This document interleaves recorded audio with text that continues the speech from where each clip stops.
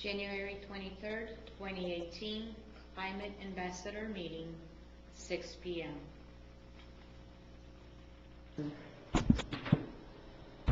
Testing. I think we're on. Okay, and the video's on? Do you know how to do that, John? I don't, but the camera's Stone? right. No, Yeah, can you move that map? This is no way the camera. Yeah, I want to, we're, obviously now you know, we're trying to put these online, the videos of the meetings. Some of the meetings are being mischaracterized by people, and we want to make sure that the truth is available to people. I'm I sorry? would think as long, you know, if you stand out here and see the people on the camera, you'll know that you're the important things to learn. It's not going to be obvious.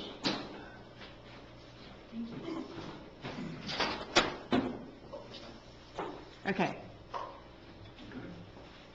So, did you get the video on? I really don't know how to do it.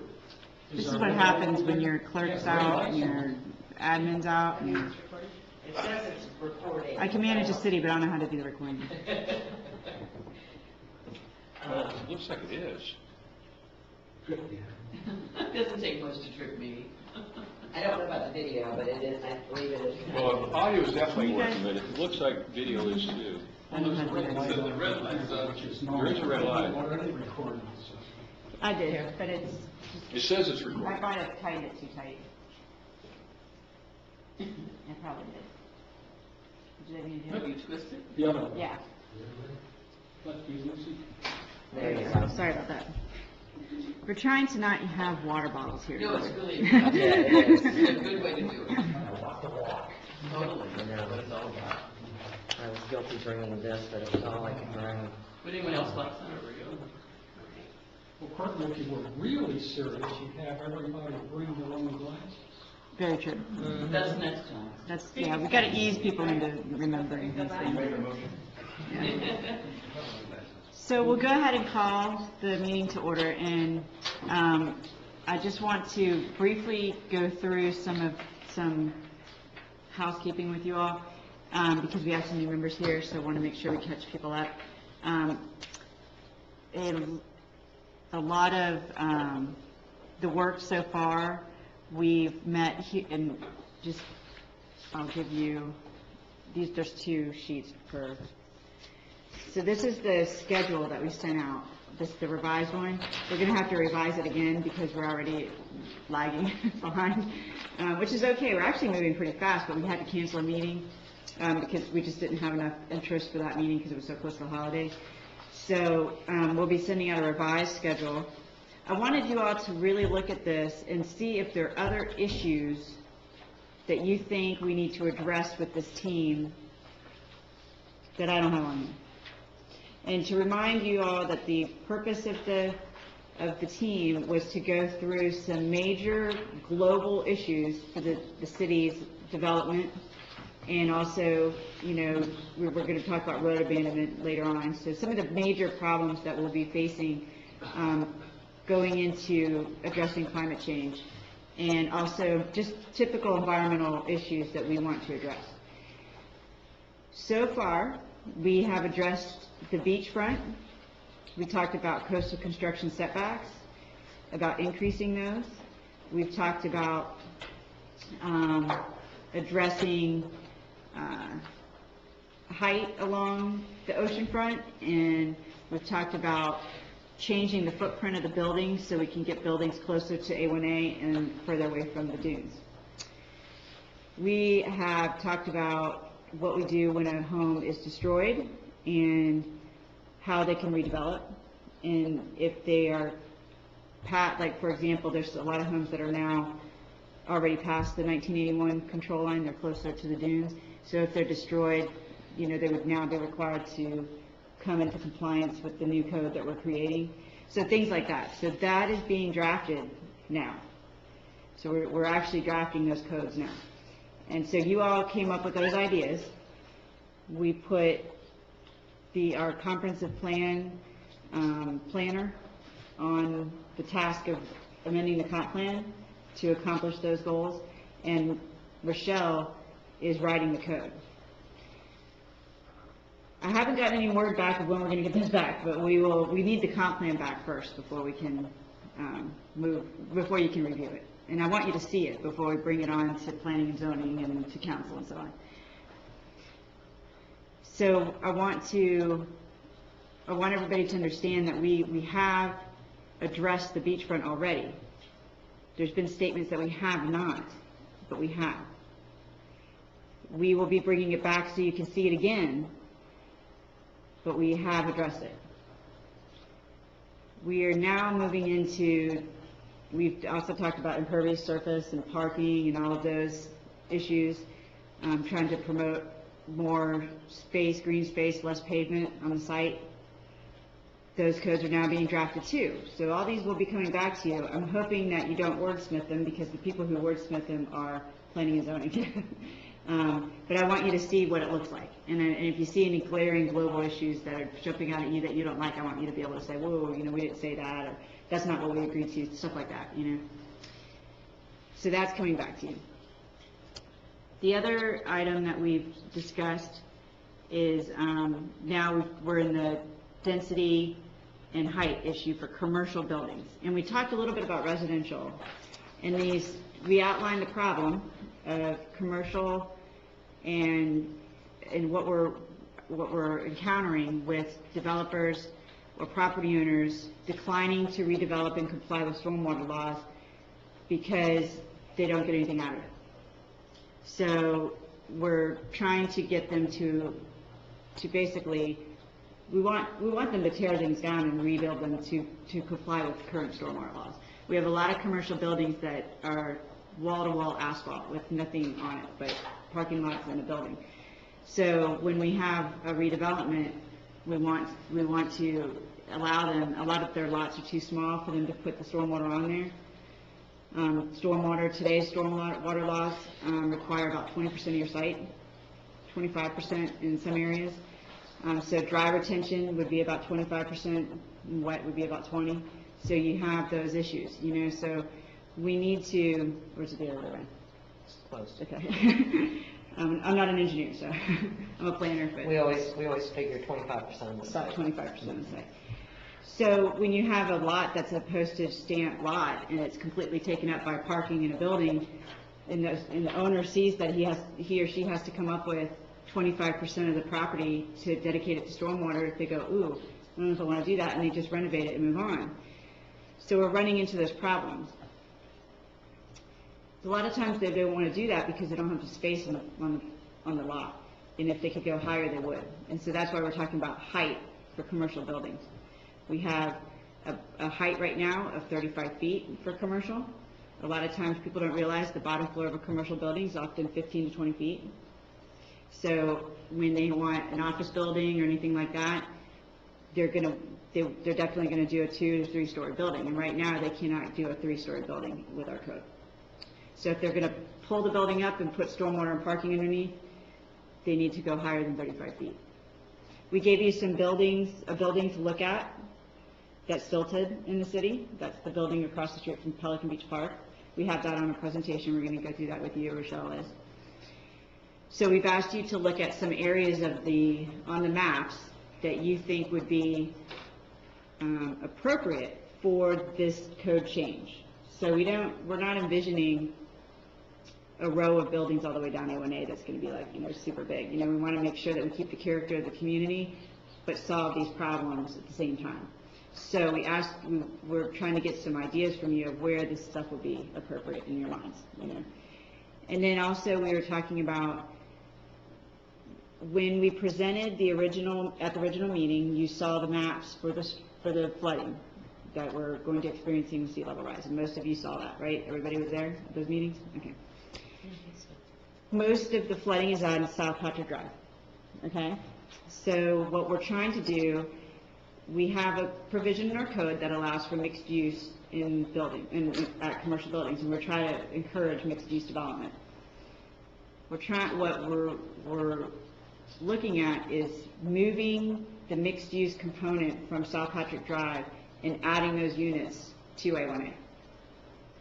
So we keep the population for our restaurants and so on, but we de-incentivize development in the flood zones. Do you see what I'm saying? So when we outlined these problems to you at the last meeting, I had a near unanimous, I think it was pretty much unanimous, that everybody agreed that these were problems that we need to solve. So if anybody has a different view of that, we should probably know that now. So when we're going through the discussion, if you have a problem with what we're talking about, I need you to speak up, because if we're trying to get a group consensus here, and if we're not going to get that, then we need to work through it, okay? I just have two questions. With the development of the west side of A1A, you guys want to raise the height. Should we be attaching that to the other requirements, or should we separate those out? The other requirements. What other requirements? What other requirements are you talking about? You guys are talking about changing stormwater around and parking as city ordinances, right? Well, the stormwater is the state law, so those we cannot change. That it has to be complied with. So it's basically just how you do it, not really what amount or, the standard is across the board throughout the state. We have a higher standard here because we have the lagoon, so we have a water quality standard that's attached to the flood attenuation standard, so it's expensive and hard for people to do stormwater today, a lot harder than it was before. Yeah, also, I don't think we're talking about a carte blanche, you get to increase your height. We're talking about an a la carte where you do something and you get something. Like what we talked about at the last meeting. So at the last meeting, we had a lot of things, everybody talked about green building. She's going to present that today. Now, is this going to be good for all of the property owners along A1A, or is it just a few We don't know. specific That's what we're people trying to that, decide tonight. that already have plans? That already have plans? There's no plans. We don't have any plans for anybody to Contingent develop. upon, a height increase. There is no- There's nobody No, planning to do anything. Right, what we asked y'all to do at the last time, and what y'all asked to be able to do, was to take those maps, those aerials, and drive up and down A1A and see where you thought might be the optimum locations to focus some of these But- incentives. Excuse me, I don't want to Yeah. interrupt you, but I do. I see where you're going with this, and this is what I'm talking about.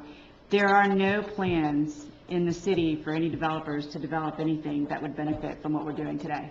So- And I want to make sure that we're clear, we're videotaping that right now, and I want to make sure that the community understands that, Yeah. and that rumor is not put on Facebook later.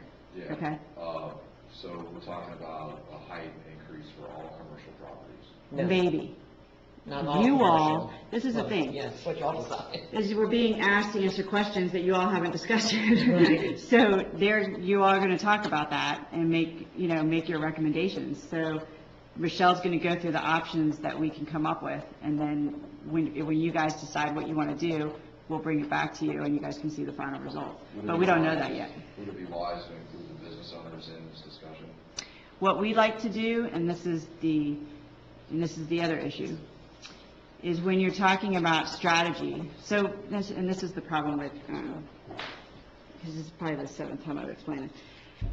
When we started the team, I was making sure that everybody understood. The process of when we do a code change, a major code change in the city, is the staff gets together, so John, me, maybe our consultant would sit down and say, okay, we have a problem, we draft a code, send it to the attorney, he'd say, yes, we're good, then it goes to planning and zoning, it's advertised for public hearings, and then it goes to council for adoption, right?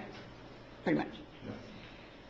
Because the nature of this is so impactful in the community, we felt uncomfortable doing that without advice from members of the public.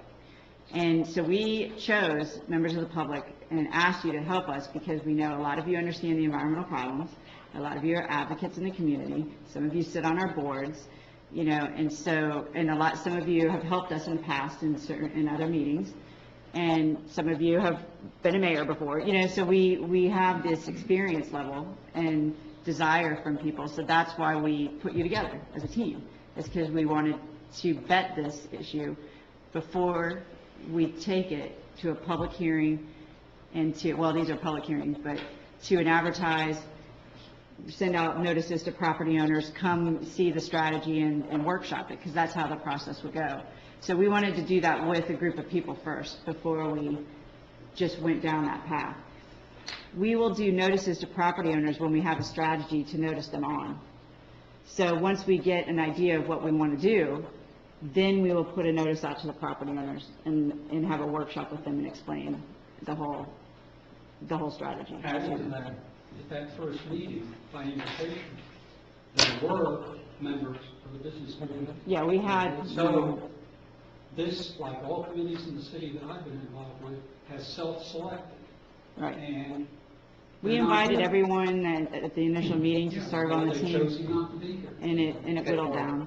And so for the city to go out to them and say, gee, we really want you here, it begins to look like we're working to favor somebody in particular. The other issue is that a lot of times people will get very nervous about a strategy when they don't know what it is. So when they hear about something, you'll see, like, especially property owners along the beach, will get very concerned and will sometimes kill the idea before it's even off the ground. So what we want to do is have a strategy and a reasoning behind it, and we all understand it, and being able to articulate that well to the council and to the planning and zoning and to the public during workshops. So, you know, when I say, well, we called it ambassadors for a reason, and that's because not only do we want you to help us come up with the idea, but we also want you, once you all decide how we want to handle these things, we also want you to go out to the community and explain it to people. And that's part of what we want you to do, because that's, you know, part of the challenge is it's a very complicated issue, and it's very difficult to get those ideas across to people in the public when you're just out there. So, How much of a high raise are we talking about? in We're my not there head, yet. I mean, we aren't there yet, but in my head, if I was to advise on it, I would look at a 10 to 15 feet increase to allow another floor. So that's basically what you're doing, is allowing people to still the building, is to allow another floor. And I see that as being, keeping in with the culture of the community, but also solving the problem that we have at hand. Now, you all might look at it differently and see that, you know, you don't want any height increase, maybe that's something that you decide on, or maybe you want to do, you know, 2 stories, I don't know. But she's going to show you pictures, and she's going to go through what those height, because a lot of people, when they think of height, I remember seeing on a Facebook page, somebody put a picture of Ramada and called it low-rise Ramada, and I kind of chuckled because it's 85 feet. And it's like literally 10 feet less than what's up there now, but there's that perception that people have in their heads, you know, the fear of the future kind of drives the romanticism of the past, so that people will normally do that, they'll look at a Good. Can I building. quote you on that? So those types of, you know, and I grew up here, so I have the same problem. When I see change, I'm like, oh, you know, so I have to work myself through that too. But I think, you know, what Rochelle's going to go through with you is what those heights look like in reality, and so you can see for yourself and make that decision on, you know, you guys make that decision, so. Okay? So everybody understand that? So, Matt, you're asking questions like decisions have been made, and there have been no decisions made. right. So, you know, we'll just want to just reiterate that point, that, you know, we're still working on what those decisions are. So we're not there yet. So I want to, yeah, so when we get to, like, because I did see on your Facebook page a description of this meeting, and that concerned me because, you know, we've had several meetings that you weren't here, and we've discussed the beachfront, and I did tell you that already, and you put that we have not. And then there's other meetings that we discussed other things that I think what I weren't. said was that it would be discussed in the future. I'd have to look it up to see exactly what I wrote on that. You said we are working to improve. I think it's a good group. I've been to 2 meetings. The meetings have been more focused on trying to move zoning regulations around in order to raise height limits on the west side of A1A rather than dealing with the beachfront. But we've already dealt with the beachfront. So just because you weren't at the meeting doesn't mean we didn't do it. Right. Right. So, so those will come back to you. But I want to make sure that, you know, we have to be careful. When was the meeting with the beachfront? That was our first meeting. It was November 7th November 7th? and 14th. It carried on into the 14th. I never had anything else to reply to those. You are all invited. I mean, we invite everybody, not just the people who are appointed to the team, so everybody gets these agendas, the whole group. It's going to end up in the spam folder. Okay. So we have, are you getting the agendas now? Yeah. Okay. So we have done other things than just density and height. We are also looking at other green building techniques. We're going to talk, John Fergus is going to go through road abandonment, which is so exciting. I think it's exciting because it has a lot to do with law and expectations, and, you know, it's very interesting. And he's, if you don't know, John has been the, you know, our community champion on climate change. So if it wasn't for him and Dr. Lindeman, we wouldn't be doing a lot of the work that we're doing today. So he worked with one of our Florida Sea Grant attorneys who's on our team for a lot of our projects, and he created a model ordinance that actually that attorney is actually using in many other areas. So we're going to go through that ordinance with you and see if that's something you all think that we should look at. But I'm going to let Rochelle go. Does anybody have any questions about what we're doing, why we're doing it? It's very important that we characterize this team correctly, because if we get that word out that's incorrect, I will have to go on a correction rampage, and that takes a lot of our time for no real reason. Okay, yes? You mentioned about other topics, just basically if somebody has something, just Yes. email it to you. And Yeah. I'd be and when they interested. can discuss it, there are Yeah, questions. because I don't want to end it and go, you know, and have everybody go, you know, we should have looked at this, you know. So if you're thinking of stuff, I'm looking at, you know, bringing a contract extension to council for Rochelle, because it's so much work. I mean, and if we didn't have Rochelle, we didn't have LaRue, we wouldn't be moving, you know, trucking along the way we are. So, we are going to bring up some little mini code changes coming up, and we can just send them out to you if you want to discuss it, we can, but I don't think you're going to move to, you know. Because I just want to keep this group kind of up here in the air, and then planning and zoning brings it down to the wordsmithing, you know. If we wordsmith everything here, then planning and zoning is going to redo it, you know, and it just doesn't make any sense. So, I'm going to turn it over. Anybody got any questions? Good? Okay. Do you want me to do that thing? Let me just get rid of this. And, okay, we're gonna play a game. All right, don't look. Don't look. Okay, so, we're gonna play a game. We're gonna play a game called Guess the Height. And I was gonna get jelly beans on the way, but I was running behind, so I don't have jelly beans for you, but If you have whoever candy. wins, You you want keep candy? tally, Courtney. Hey, So, get the building on the left, Courtney already told you, was 85 feet. What is the building on the upper right? Probably close to that. It's 7 stories, so it's... I shouldn't let you. Yeah, you're not Okay. allowed to do that. Anybody who knows these things, just, Count the stories and multiply by 10. Yeah, I'm counting that as 80. What about the Hilton?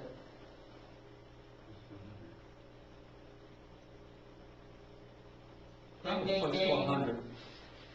It's between 100 and 120.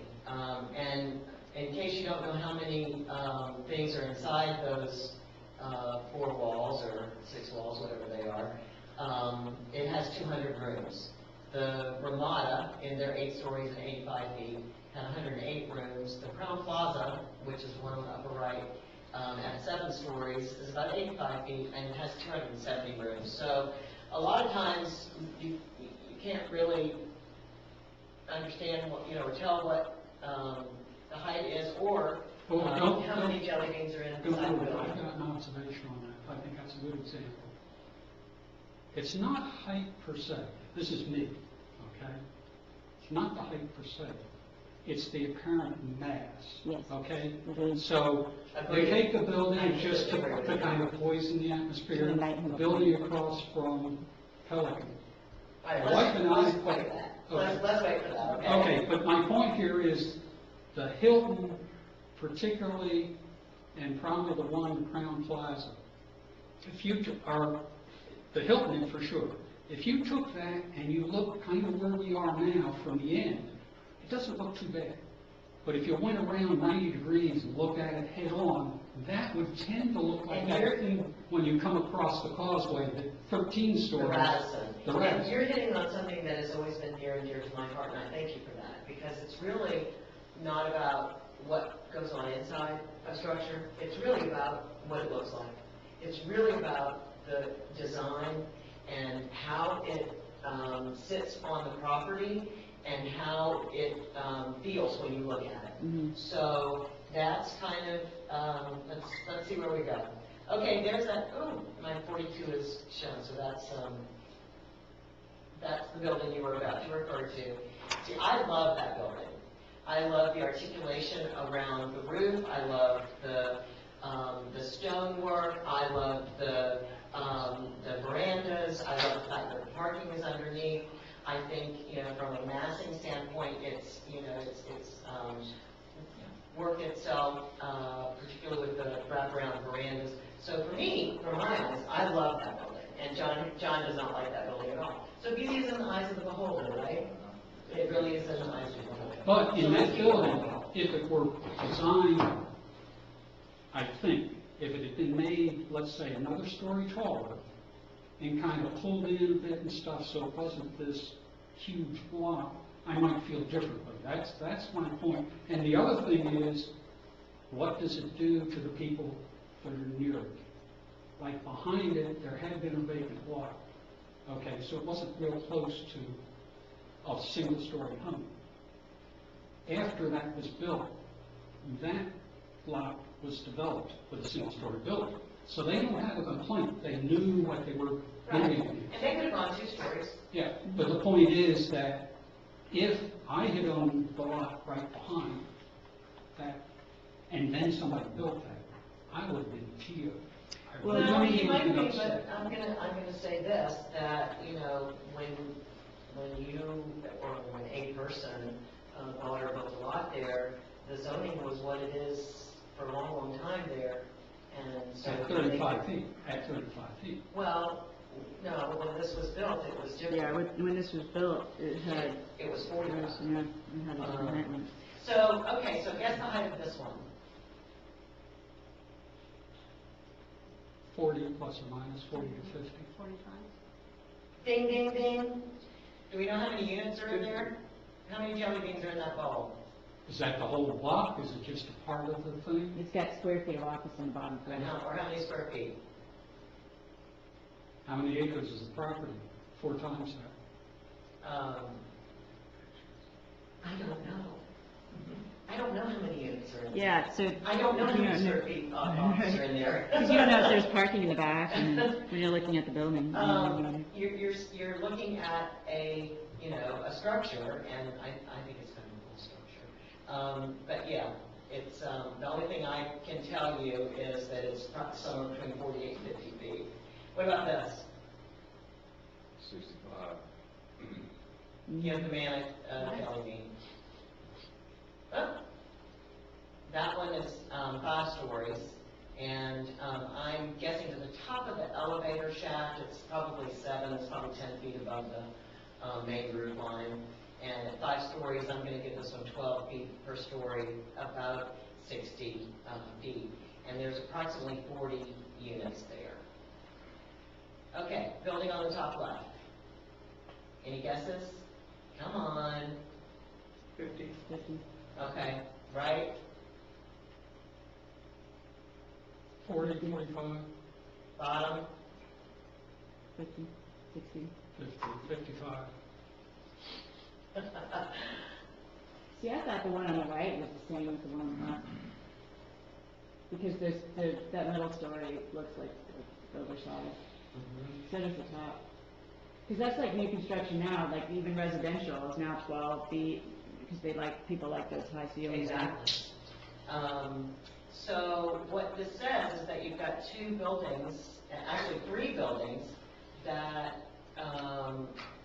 kind of speak the same language visually and in their design, but they have different roof lines, and their massing is different, the one on the bottom has a higher first floor with 2 stories above.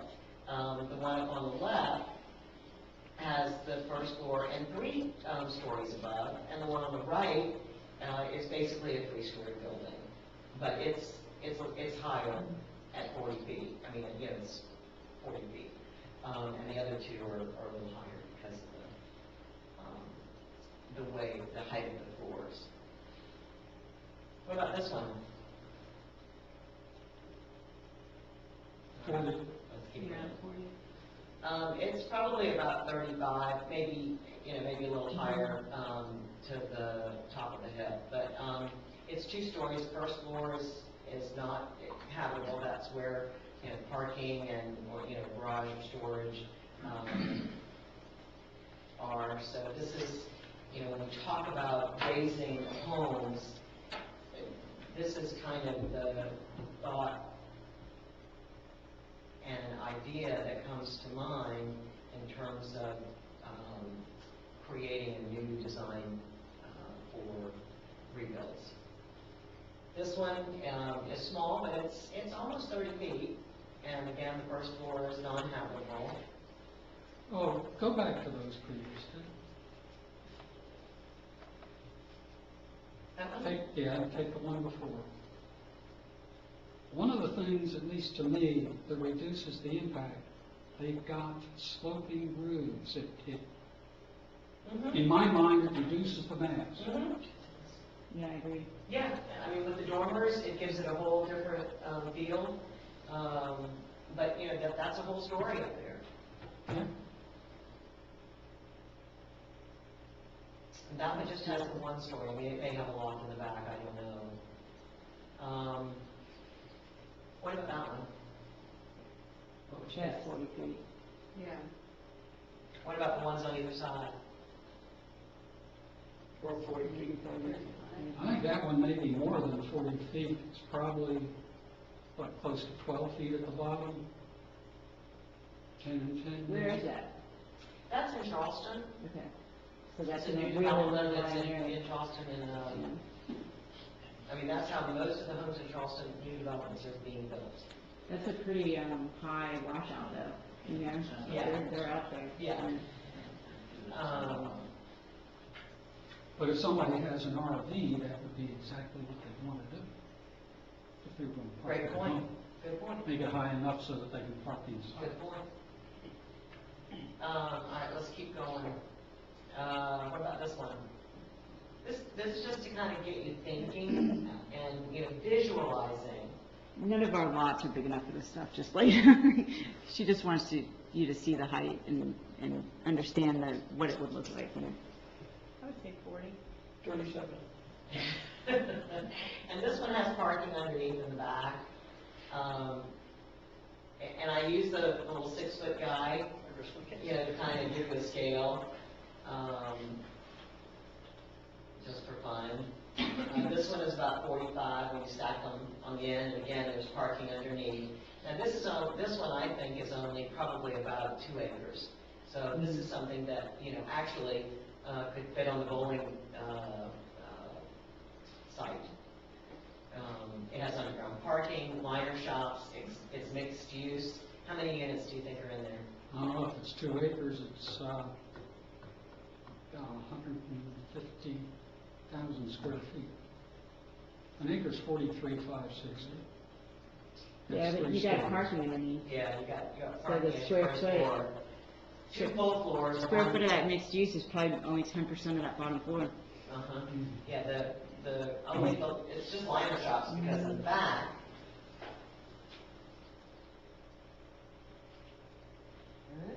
See, that's the other possibility to tell.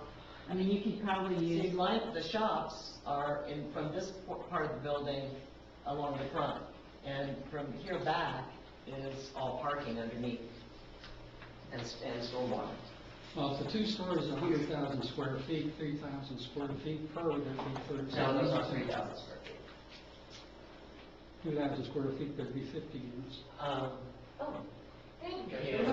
Oh, it is a real little mouse. I'll tell you, I have no idea how many units are in there.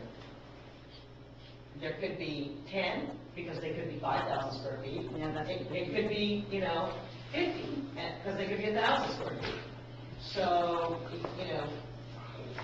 it really doesn't matter. What really matters is what it looks like, how it fits on the lot, how it relates to its neighbors, and what, for our standpoint, what sustainability measures are they utilizing to make things better?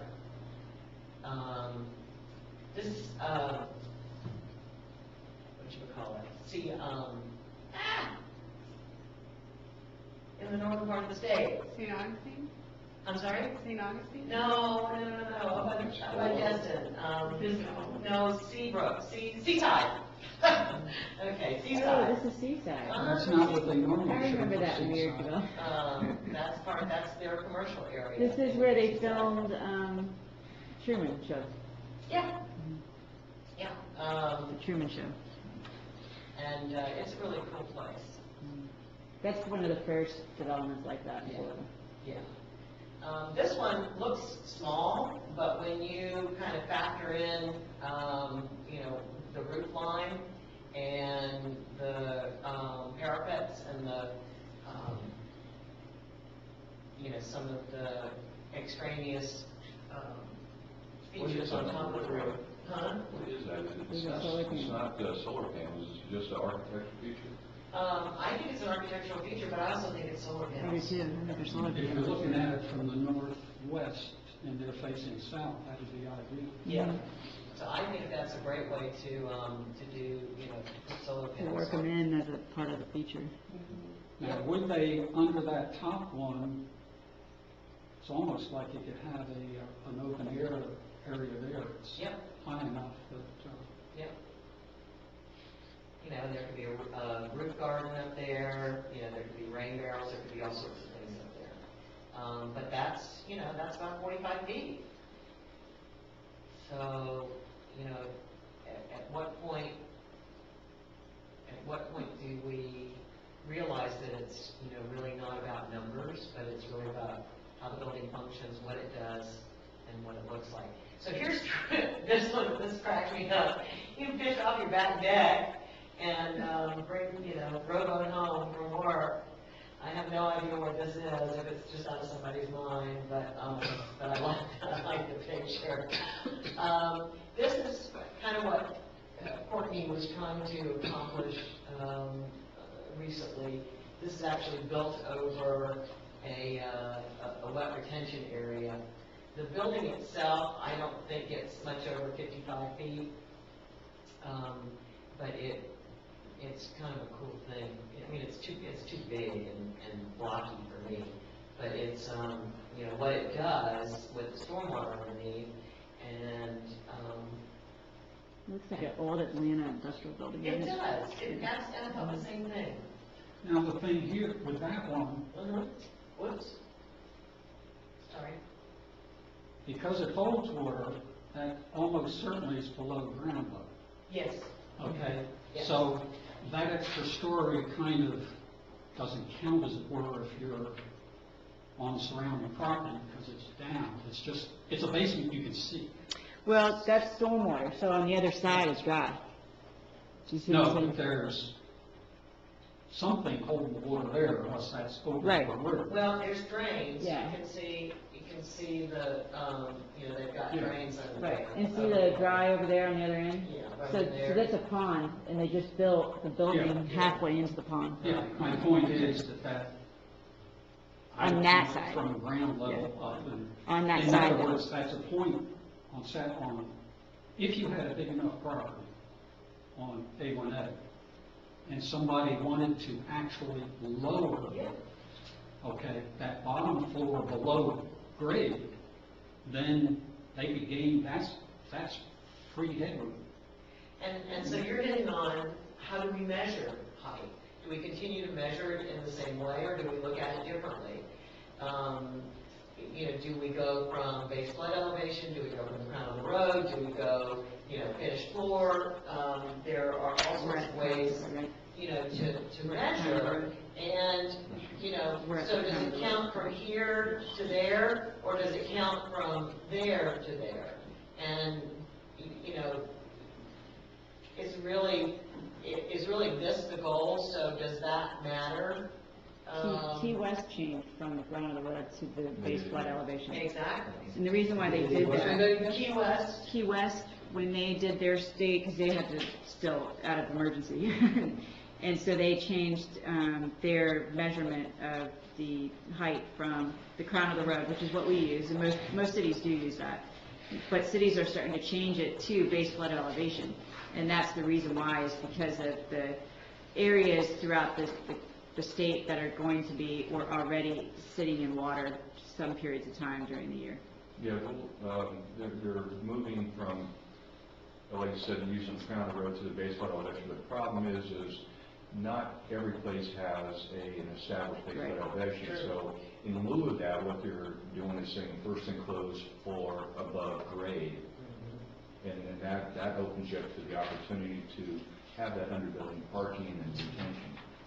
So, we'll see what you guys want to do from the design standpoint, but I never really like to change definitions, and the only reason why I say that is because it confuses people when you're trying to explain what we're doing later on, you know, so when you, and then there's a degree of skepticism and, you know, kind of like distrust with people when you're explaining zoning code changes to people. And if you change definitions, it confuses them and they think you're doing it on purpose. So my opinion would be, if we could take, if it makes sense to keep it that way, the way we have it, we should keep it the way we have it. And then just change the height itself, so it's clear to people what we're doing, if that's what y'all want to do. Okay, that would be my Or you opinion. can leave it and then leave options. right, Because where you define the beginning right. could be one of the quid pro quos. Sure, that's That's an excellent one. Write that down, because you're gonna need that in just a few minutes. For instance, right now, when we're talking about building height, we exempt out on the top end, we exempt out certain things like, you know, Cupolas, elevator shafts, such tiny as, so chimneys. we could also look at the inverse of that and maybe exempt out things from the bottom. Yeah, exactly. And for example, the county, if you have underground parking, so let's say this, if this were parking, that doesn't count as a floor or towards the height. The height, unless they changed it, the height would start from here and go up. You said the county? Uh-huh. Yeah, at least that's how it was. So I know The when county has one of the most conservative ways to, their code is very conservative because It it's the is. county, you know, so they don't have, most cities have a more growth-oriented, development-oriented code. The county is definitely not that way. So Now, that's some of the decisions might be different, but their code is definitely, in my opinion, the most Yeah. restrictive. Yeah. So the bottom kind of gets into what we were talking about before, is, you know, the measurement, and so we won't go into that again. But this one, the reason I asked that on this one is because you can see there's a rise. You can see there's, I'm gonna say, you know, maybe a 3-foot rise. I don't know where the base is. What would you say, John? Oh, at least 4 or 5. maybe more, Yeah, yeah. it could be 3, 5 to 4, 5. 5, something like that.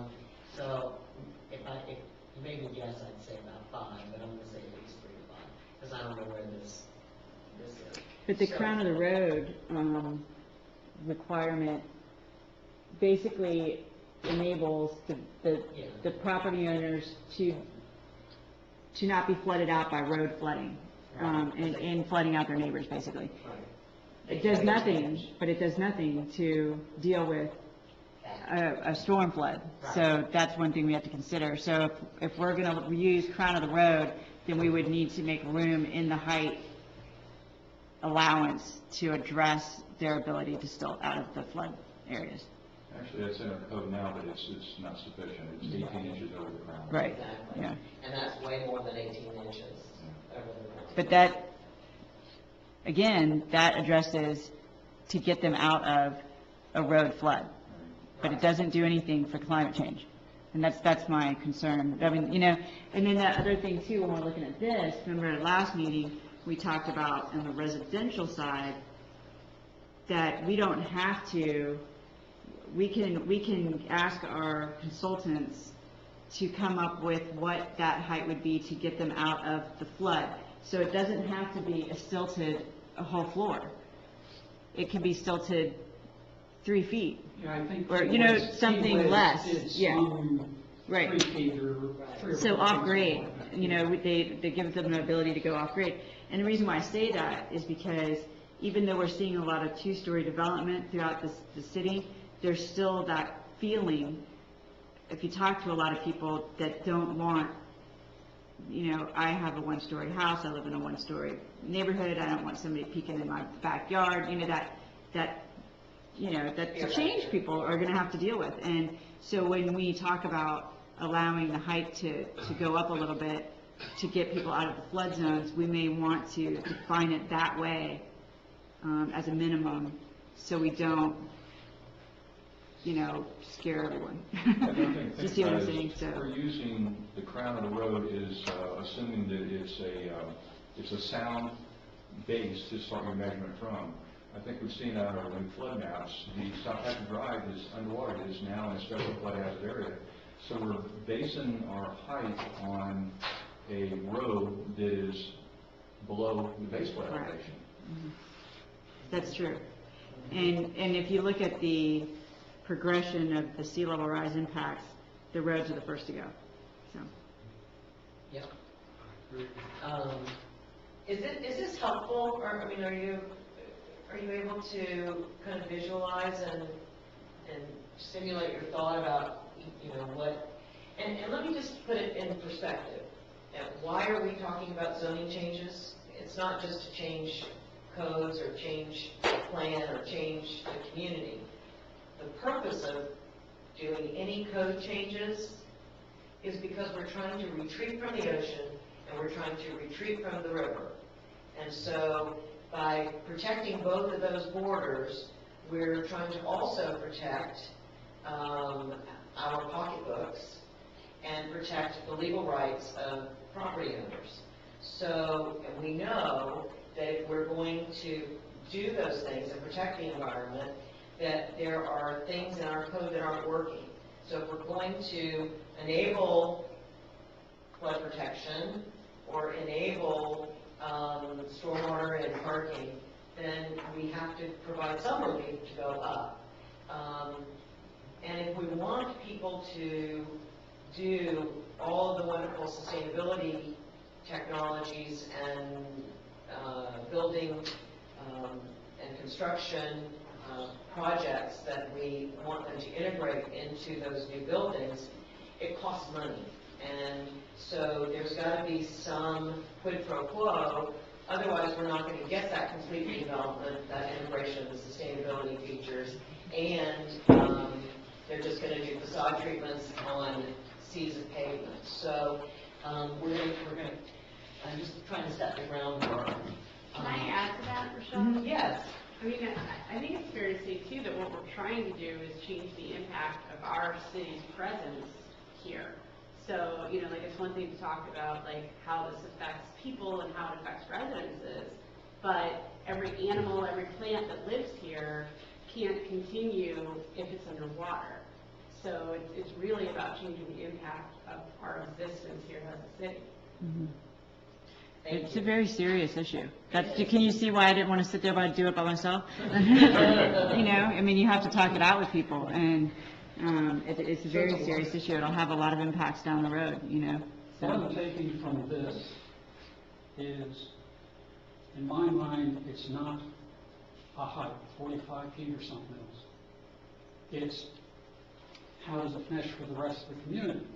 And I know when I helped write the PUD for South Housing, my going in was, I don't care how high they build, just if they want to leave everything open and put a tower in the middle that's 50 stories tall, it doesn't bother me because it doesn't loom over everything else. I mean, that was just kind of extreme. You know, if they want to build everything single-story, then they can spread out. But if they want a lot of green space, they can go tall. And I kind of view it the same way. If somebody wants to aggregate, let's say an acre, 200 by 200 feet, as far as I'm concerned, they can go quite a bit higher than somebody that's on a 50 by 50 or 100 by 100 lot.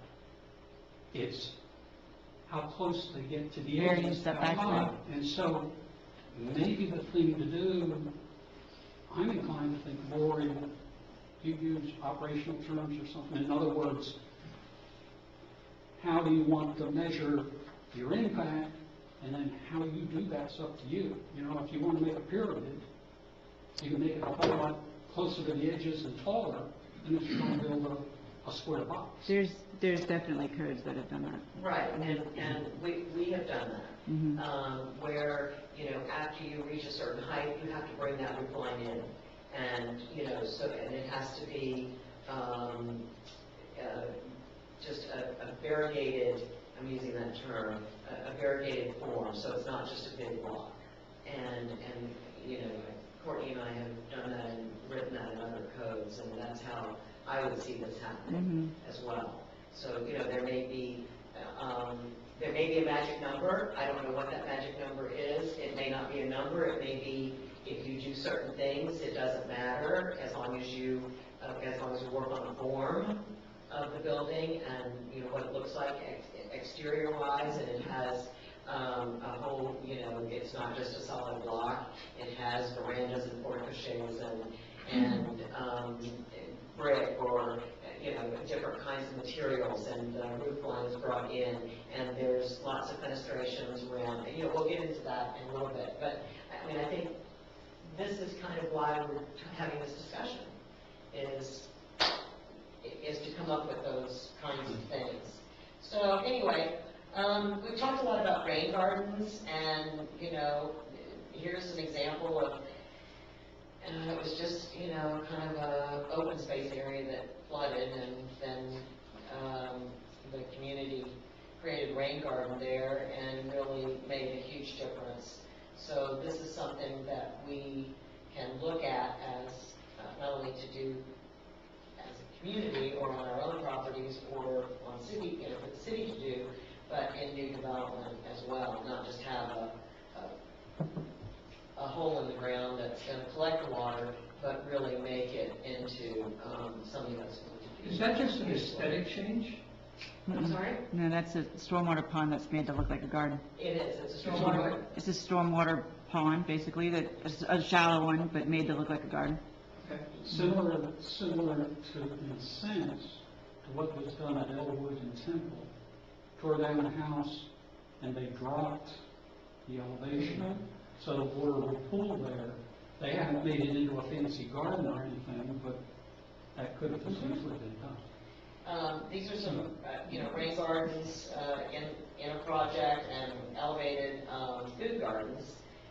Also some People pervious see areas. gardens, I see weeds. I'm going to go through this real quick.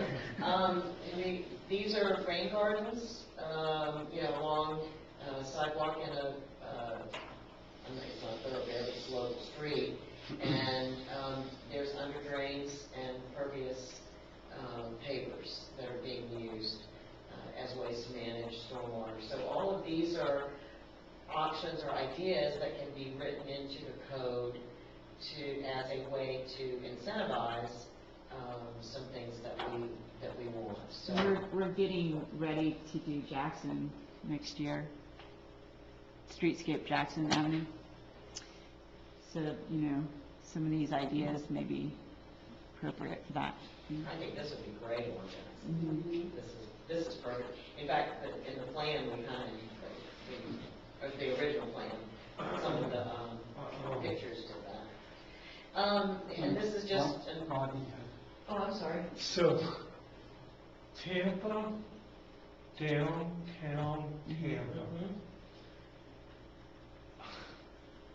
I got stumbled once and it was 6 feet deep. And luckily, I wasn't killed. Yeah, and so you want to go back to the recent slide? And I stumbled and was dark and So we have to be real careful from a safety standpoint. Yeah. Gotcha. Maybe decorative rail around. Yeah, I've seen the rails. Yeah. Yes, but they are, but there was not a ramp. Yeah. Thank you. I mean, safety is always first concern. And there could be Especially with all the lighting. kids on that road. And there could be lighting here too, that I noticed in this that there wasn't any lighting that I can see. And, definitely street lights or uplighting. Yeah, we like the solar bollards. Yeah. They worked well for us. Yeah, I like The ones at that. 12th Street? Yeah. Oops, I'm going the wrong way. Almost done. This is kind of how it works, Larry. It's dug, there's a different material that's put in to act as filters and collectors, and then the plants do their thing on top. This is just kind of a swale that you can almost do in your yard. We've talked about swales, and the city is doing, isn't it swale on? Yeah, So- Thursday. Next Thursday, the This 25th, Thursday, yeah. Is Nick doing that? Or Yeah. Yeah. Is he getting help from, or how do you get the presentation on that? He just did it on his own? Yeah. Are they doing it in the middle? He's or definitely got the along background to do all I've that. seen some interest from people down in Mel Beach about that. I'm like, Well, that's an interesting story. yeah. Because the previous city manager, they have no land there. I mean, Mel Beach is tight, Right. and it is also very expensive. So to comply with new stormwater laws, we all have to comply with TMDLs and total maximum daily load reductions. So we all have to do that, and Mel Beach hasn't done anything. So to comply with that, they put swales along their right-of-ways. I mean, they had the right, but it made a lot of homeowners very angry. So when they say they don't work, that's actually not true. They do work, but they just don't like seeing a swale in their front yard. They And just some of their don't. landscaping was taken out, stuff like that. So that city manager's actually not there anymore, Yes. for that reason.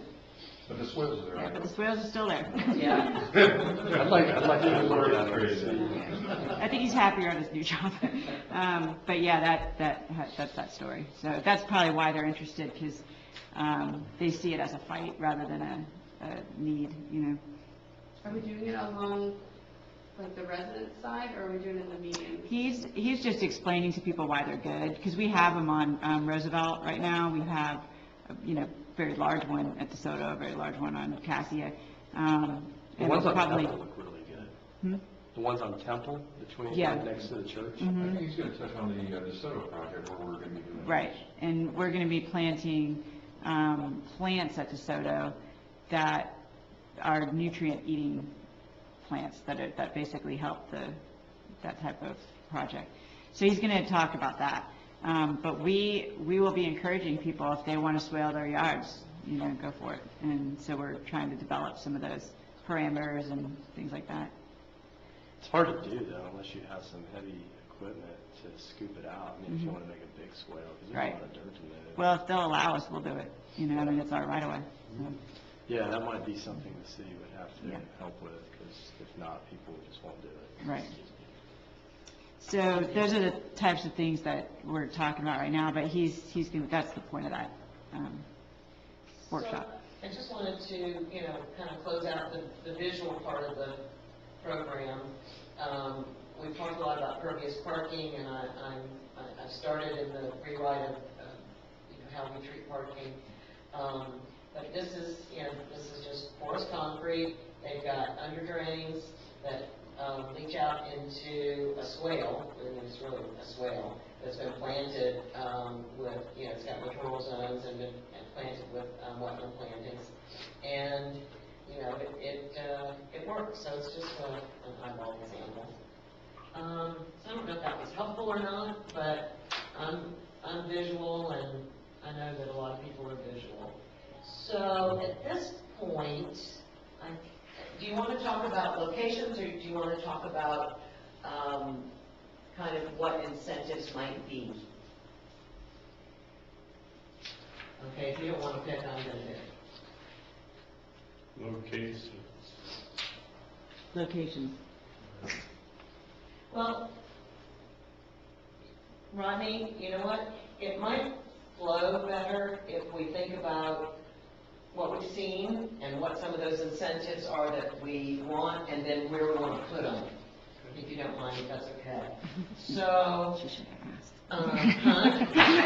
She should have asked. Yeah, she answered her own question. I did, but before you answered, I sort of had it, got it in my head. I don't know if I have enough of these. You want me to make copies? I think I did 10, and you might have to share. That's fine. So, we talked about a lot of features. We've talked about lead, we've talked about under drains, we've talked about parking on the ground floor. Club chair. Yeah. Oh, there's one. We've talked about, water reduction and heat island and total site redevelopment and things of that nature. So I want you to decide, is there one thing and there's probably, 50 more things we could add to this list, but I tried to cover some of the big things in talking about the kinds of sustainability and Does green. anybody else need another? That's not it. You need one of the yellow.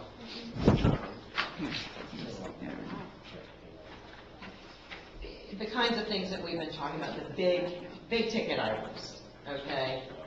It doesn't talk about, much in the way of programming or, business plans, but there are some things along those lines.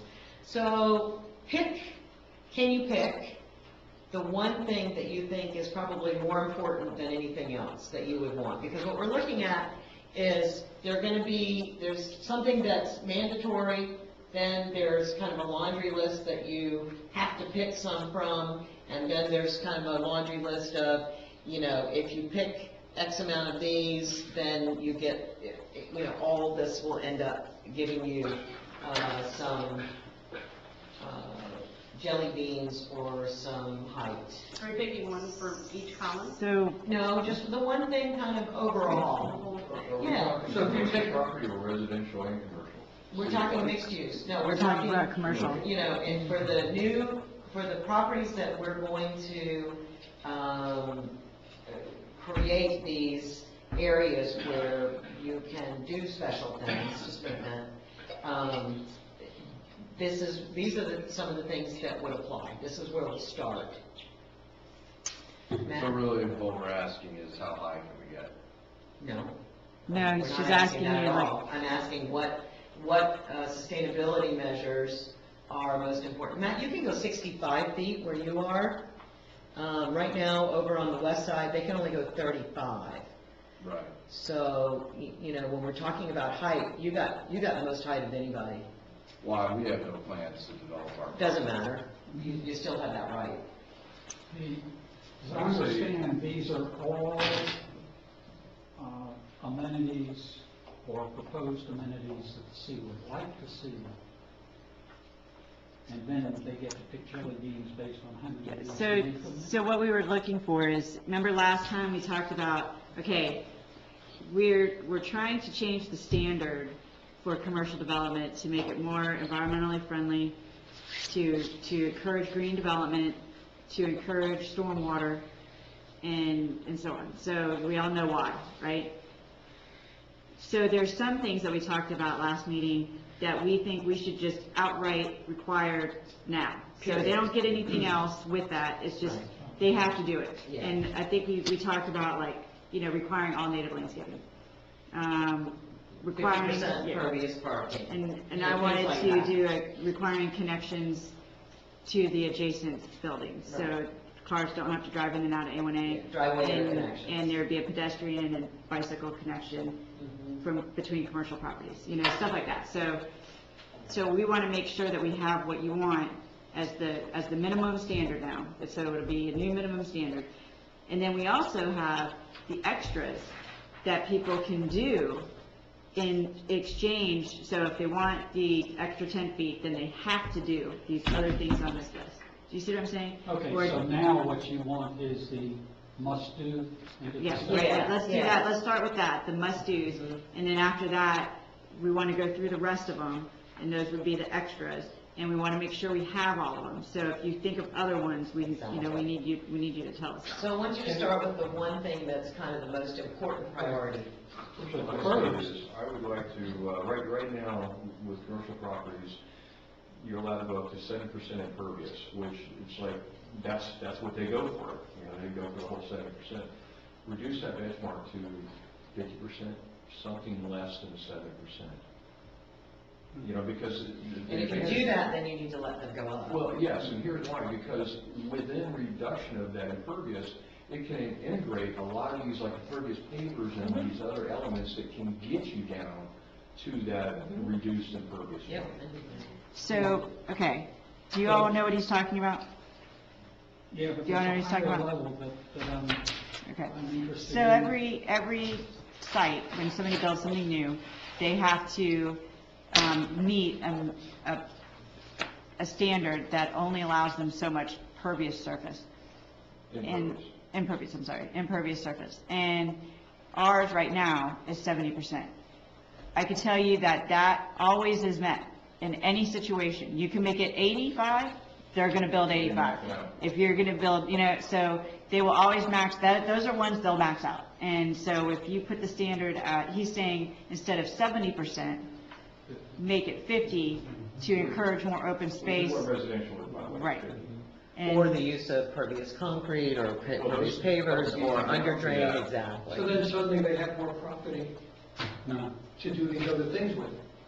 Yes. Well, Yes. but less property than you cover the building. But they would need But to they go would up. need to go up, Yes. Right. okay? Do you see So the you could, logic so if behind you're gonna keep it here, then you need to leave them able to go out. We're talking about possibly changing our parking requirements. Mhm. So that's going to help reduce that impervious.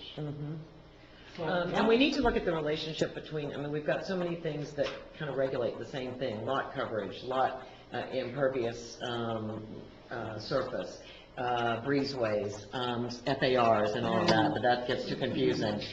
Let's just stick with one of them, and we'll strike out the rest. So, Yeah. So we don't have the car, we don't. No, but I'm just saying, right. I hate cars. I know, But I hate FAR, There are I hate no. standards, limitations beyond what we do. Like the St. John's requires something. So. I guess 25%, right off the top.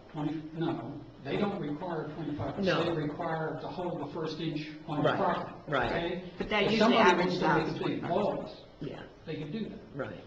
And so, Yes and again, no. I mean, it depends on whether they're treating quality. Yeah. That's the difference now.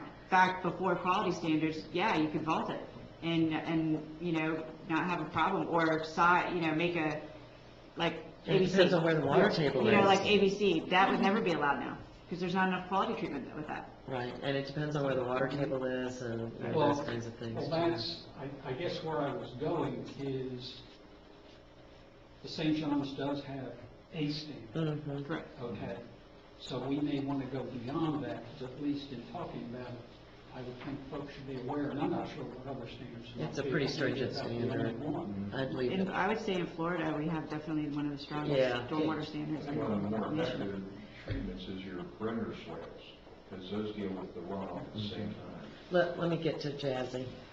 You had your, if you remember. Well, are we You had still your at hand the up. point where we're just generally listening? Yeah. So I think that the residential building on stilts and commercial building on pilings over parking and stormwater, I feel like that should be pretty important, because it tackles a lot of things all at once. And it's a really good starting point, and it allows people to start thinking like, okay, we're starting here, now what else can you do with this extra space? Mhm. So that's your number one priority, mandatory. Yeah. I agree. I checked That's what I was it gonna out. say as well. We have to be able to put stuff on stilts. And some of these will happen naturally without the city influencing them, like, I believe solar is based on what we learned in sustainability symposium. That's gonna happen regardless. It's gonna get I cheaper. think so. But you know, Yes people are and no. still resistant. People are still resistant. So think that if is we can still- encourage it as an incentive, then we can help, reduce that grid. And then if it becomes a commonplace, we just change the code. Exactly. You know, I mean, that's the other beauty about codes is, you know, Yeah. just change Yeah. them. So- Dylan? So, yep, this is my first meeting here, so I've missed quite a bit, but is there no lead requirement right now for new construction? No. Nope. Mm-mm.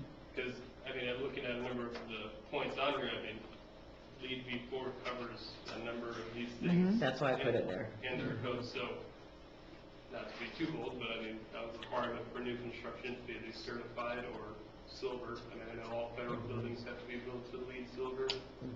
Or you I could think say you would- equivalent, Yeah. because then you don't have that large expense. That would be, I would love that. I would expect a revolt among the development community if we required that. I mean, I could see that, because I could see if we did, like you said, where we required the components of it, but to actually go after the certification, the expense to property owners, that there's a lot of people who will will meet the standard, but will not seek the certification because of how And hard that's it is. why there's all of these different things in here that are part of the LEED program. So I broke them out so that we could maybe get some of that without forcing that. But for me, if you want to come in and do LEED V4, I'm going to roll out the red carpet, and I think you should get a lot of stuff in order to do that, because it's extremely powerful, restrictive, expensive, and important, and it's just demonstrative. So What that's where I what put includes that. the silver, I'm sorry, but you're familiar with this type of building code, like how, Oh, well, I brought for existing building, but, I mean, 40 to 49 points is certified, and it's really not too difficult to get it certified. 50 to 59 is silver. Platinum, 80 plus points. There's 110 possible points, but 80 plus points is platinum. That's a pretty steep task. But to get it certified, I don't think would be, just a few of these measures here and making sure that everything was energy efficient in the building. It would be certified. people act like it's Okay. a real war to Are go you through. both Yeah, now yeah. certified or whatever you call it? Yeah, he said. So the question is, Old Dillons, I think. okay, yeah. Yeah. So Dylan Dylan squared LEED? LEED squared. So the question is, if the city went, instead of saying getting LEED, said LEED equivalent, You'd have to. is there somebody like you that's available, because John's not gonna do it? I thought Then you Why were- were you- I thought you were getting So- LEED. I thought you were getting LEED. I'm gonna get I LEED. was, I kind of got disenfranchised after I went through the whole class, realizing that, it's too driven by money, I guess. I mean, I like the concept and I like the elements, but I just didn't find it important to actually get that certification. Well- I'm just going to go take the test, I mean, it's, Just the education I give you is valuable. Yeah. The designation doesn't. I got a lot out of the class. Yeah, that's good. But my point is, if we said equivalent, John would be able to permit that. then He knows enough about it. that's my question, is Yeah. there somebody available that can do it Yeah. without their... Yeah, John could. John definitely could. Yeah, John could do that. Okay, okay. If it was important, I'll go take the test. That's up to y'all. But, So you'll be taking this, I'm just kidding. I figured. So, if you want to, okay, so let's see if we've got a consensus. So, LEED equivalent would be kind of like a big incentive thing where you'd get like lots of bennies if you do the V4 or if you do LEED equivalent. The full LEED silver equivalent or full LEED platinum equivalent, then you kind of get lots of bennies. To make somebody do that just as a demand, until people get really more familiar with it, I think we'll have some sort of a rebellion. and we won't be successful. So if we pick pieces and see some success, then we can always impose that. If somebody comes in and is willing to do it, then let's roll out the red carpet. You know, you have to get that lead certification. And, You yeah, get the big carrot. then they get, that's I a wonder big if we carrot. could do like, because one of the biggest complaints I get with new construction, especially from smaller developing businesses, are the impact fees. And I'm wondering if we could structure a program that would pay a percentage of the impact fees if they get LEED certified.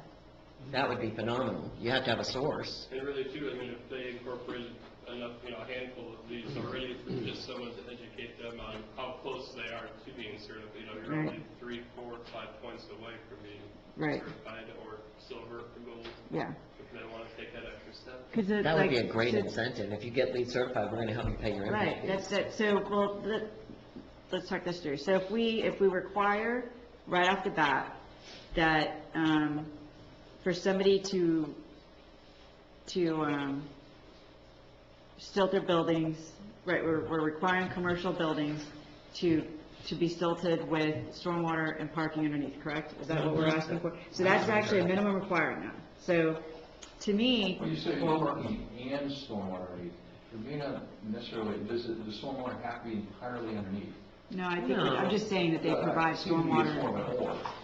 You know, you can have your stormwater underneath or your parking. I think we're just Or both. splitting hairs. I'm just saying that they have to put stormwater and parking on the site. Right, they have to rip everything out and start Right. over. So, But why, if they can do it elsewhere? I'm just thinking some of the really small lots, that still in some of the different businesses,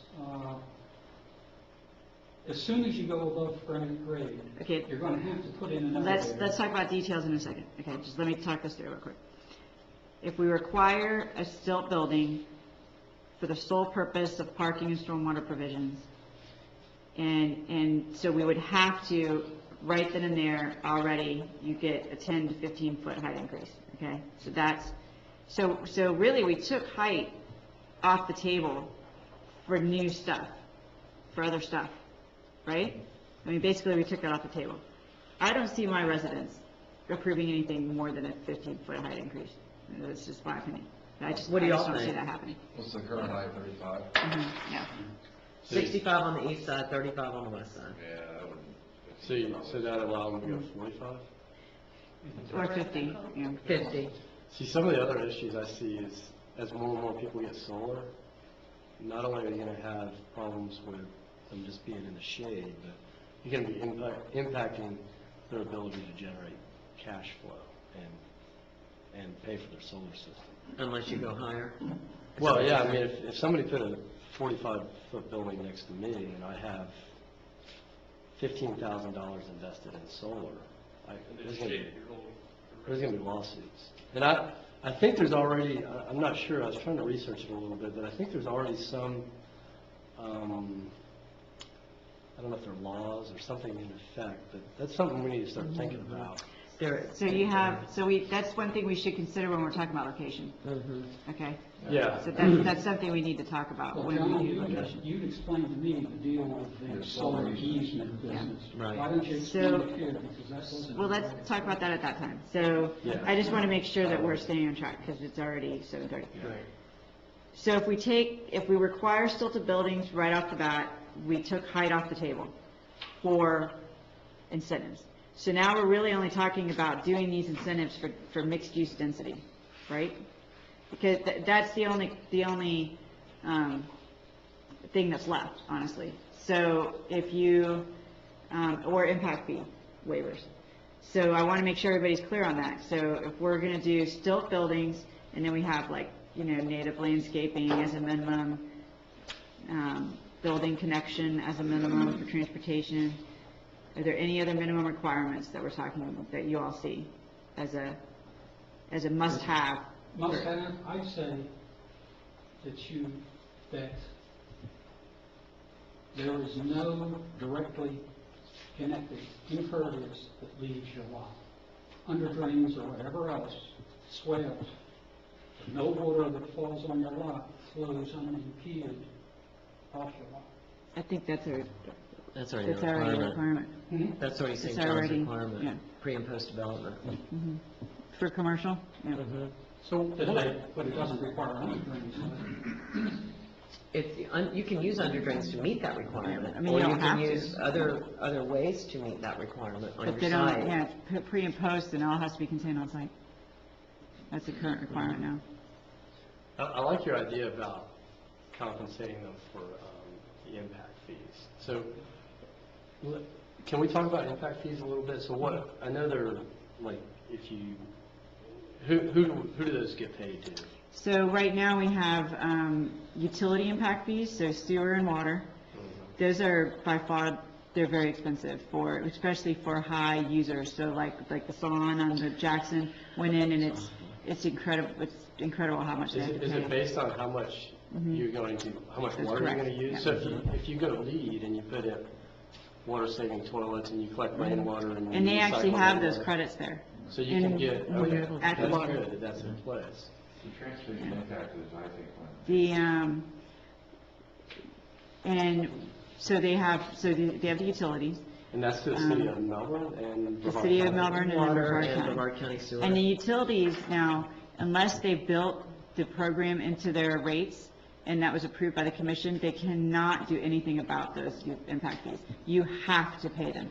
They will not waiver. I mean, they just will not budge. I mean, so, and there's a lot of legal issues why they have to be that way. Then there's the transportation impact fees. For commercial buildings is, especially for restaurants, drive-throughs, banks, things like that, that are destinations and high drivers, are very expensive. So who does that money go to? That goes The to county. the county, but that comes back to You get us. a rebate on this. So we get that money. They're primarily based on net increase. So if you redevelop Right. them, you know, and you're doing one-for-one, there should be no Right. impact. So we don't really get a lot for commercial. Is I it mean, we based just on the don't- number of parking places, or is it based on? No. No, It's based on your trip generation. Yeah, exactly. There's a trip generation manual, and there's all sorts of formulas that, for different uses. You have to get a And traffic it would study. seem logical, let's say, if somebody accommodated bicycles and walking and that stuff, however they did that. Mhm. But then Electric you, cars. well, then you say, okay, the transportation impact fee will get reduced or eliminated. If you do water saving, then we'll help. That's a with- great idea, Yeah, that's what I was to have a thinking. nexus between. Yeah. Well, yeah, whatever that What you delta do. is, that's right. As soon as you mentioned that, I I was like that. thinking, Yeah, so you know, because Direct benefits. it is an absolute direct benefit. And these are so high, I mean, you have no idea, for that small salon, that small building, she's had to pay, I'm gonna say almost 30,000 in impact fees. Wow. So that's a budget now breaker. take it to a hotel or something, you know, I mean, Target went in Titusville, we got 350,000 in impact fees for Target. And that's after they did the improvements in front of it. Well, while we're talking about impact fees, We have to come up with a fund. and this is a little bit off topic, but goes back to the South Patrick Drive. If you took an existing, let's say, residential unit, and somebody demolished it, deeded the property over to the city, and the city said, oh, we've got a unit here, could that be, if that were rebuilt on A1A, it's not a new unit in the city, so can the city argue successfully that there should be no Impact. impact fee because we just moved something in the city? We didn't add anything. Yes and no. Yeah. That's harder to do. Like, transportation, you could probably go to the county and cry and whine and get that done, maybe. Especially if the city's behind that decision. The school side, you can't get that done. The school is a very specific way of what constitutes redevelopment, and how long that can, you know, the previous building was gone. I mean, we didn't even get them waived for, in numerous projects that we were working on. So that's the problem, is the impact fees, when they're written, the study is written and approved, and the ordinance is approved, you cannot waiver. You'll get audit findings.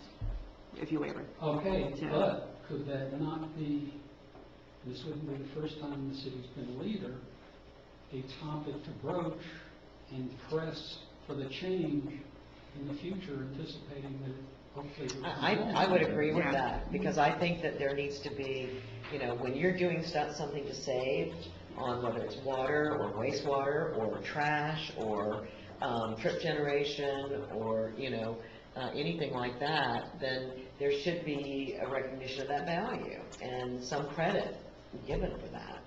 There also, but there's more than just those impact fees. There's the Right. library impact fee. Fire, There's an impact for parks, fire, police. Parks and Recreation, Police. and the sheriff.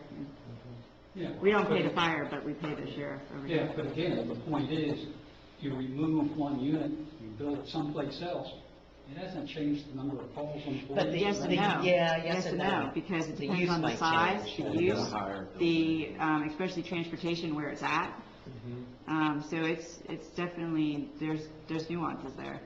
And, the problem with impact fees is they're challengeable all the time. And so they have a study, they have an ordinance, and they stick to it, and they don't waver from it. And if you do, you will get taken to court by somebody. It's usually an angry resident or an angry developer, either one. But they will be redone someday. They were Yeah. just done, though. The county just redacted all of their Yeah, impact but fees. the point is, they just readopted, but they presumably Yeah. have first study to support. I think you have a good point, and we'll just kind of tuck that up, on the to-do list, thinking about ways to get people to change their thinking about impact fees to give Okay. credits. So what else can we, Can I add something else? Uh-huh. Or ask, I guess, maybe more appropriate.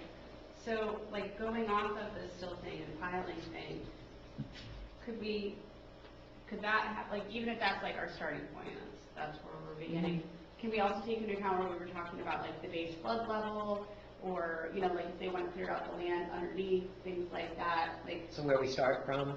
yeah, like, maybe that could be like a variance or, pertaining to that, and give people more options, like, this is what we require, but here's some other ways that you could go about accommodating that requirement. I think there's some value to that. I know that you don't really want to change the definition, but I think there's some value to that. What I was thinking about is that, maybe if you go to the base flood elevation, which is maybe a better place to start, and you do certain things, then you would be able to do a little more, or get a little more. Now, keep in mind, If most you- of the city does not have base flood elections established. I'm just using that as an example. Well, to accommodate Courtney's concern, right now, the city uses crown of the road. Right, 18 And he inches. said, that is the standard. Now, however, here's alternatives if. That's where I was going. And then you haven't changed That's exactly where I the was going. definition. So kind of All A, you've B, done- C, and D underneath Yeah, And you there. leave, That's you exactly leave what I was A, going. and then B, C, and D. I see what you're saying. That's exactly where I was going with that. But that would only become allowable with The incentives. incentive. Correct. Okay. Well, maybe this would encourage more redevelopment of South Patrick area, where knowing that they're in a lower, like, flood zone, Mhm. then maybe that makes them want to go through and redevelop, like, the sewage underneath, by knowing that, by bringing more of that up, or however it works. Right. That gives them better ability moving forward. Another way you could potentially do it, and I'm looking at a standard that is throughout the city. That definition. The base flood elevation isn't throughout the city. Some roads are below the base flood elevation, like South Patrick. So what is a consistent way to look I at don't know if the I'd city use base uniformly? flood elevation. Maybe use the Well, I'm standard. saying just an elevation. So Correct. let's say that's 5 feet Right. below sea level. Okay, well, we know where things are at in the city right now. We know where it's going to benefit the most. So just say, your benchmark gets set at 5 feet above sea level. So you can bring your property up to That's 5 right, that feet, becomes the benchmark. and then you go from there. You mean the current sea level? Yeah. Well, that's the point I was going to make. We have the data Yeah. to make that, to make that standard. I mean, maybe we do that. Maybe we make that standard. We say, you And know, we can set that number where we want, you know, because we've had some great studies here done recently. You have the data. You know, We have the say, data for this that. is the number you need to start from. Mhm. Well, actually, if you did the way you stated it, 5 feet above sea level, as sea level rises, that 5 feet just moves with it. So 50 years from now, you don't have to change. That's right, that's it, yeah, he's exactly right. the We're reason thinking a why I lot have alike him here. tonight, John. I like The this. reason why we have him A here. new day, a new day. So rather than giving them extra height, is there any other incentives other than Density, reducing their impact fees if we can, Units, units. I like that. giving them units. But remember, you still have to have space to put those units in. Right. Or there's no value. So there becomes a relationship, again, with the number of jelly beans that are going to go in the bowl, how high the bowl is. When she says jelly bean, she means units. Yeah. And not everybody's going to go with the residential, so the impact fee is a great alternative if they're not looking for those units. Yeah, Well, if it's they not a also, mixed use. you can also, like, if we're saying that we're going to require buildings to be 5 feet above sea level, stilted, you know, We ought to figure out what that number is. right, and we'll figure out what that is. You'll figure that out for me. Right, so let's say it's, you know, and we require that.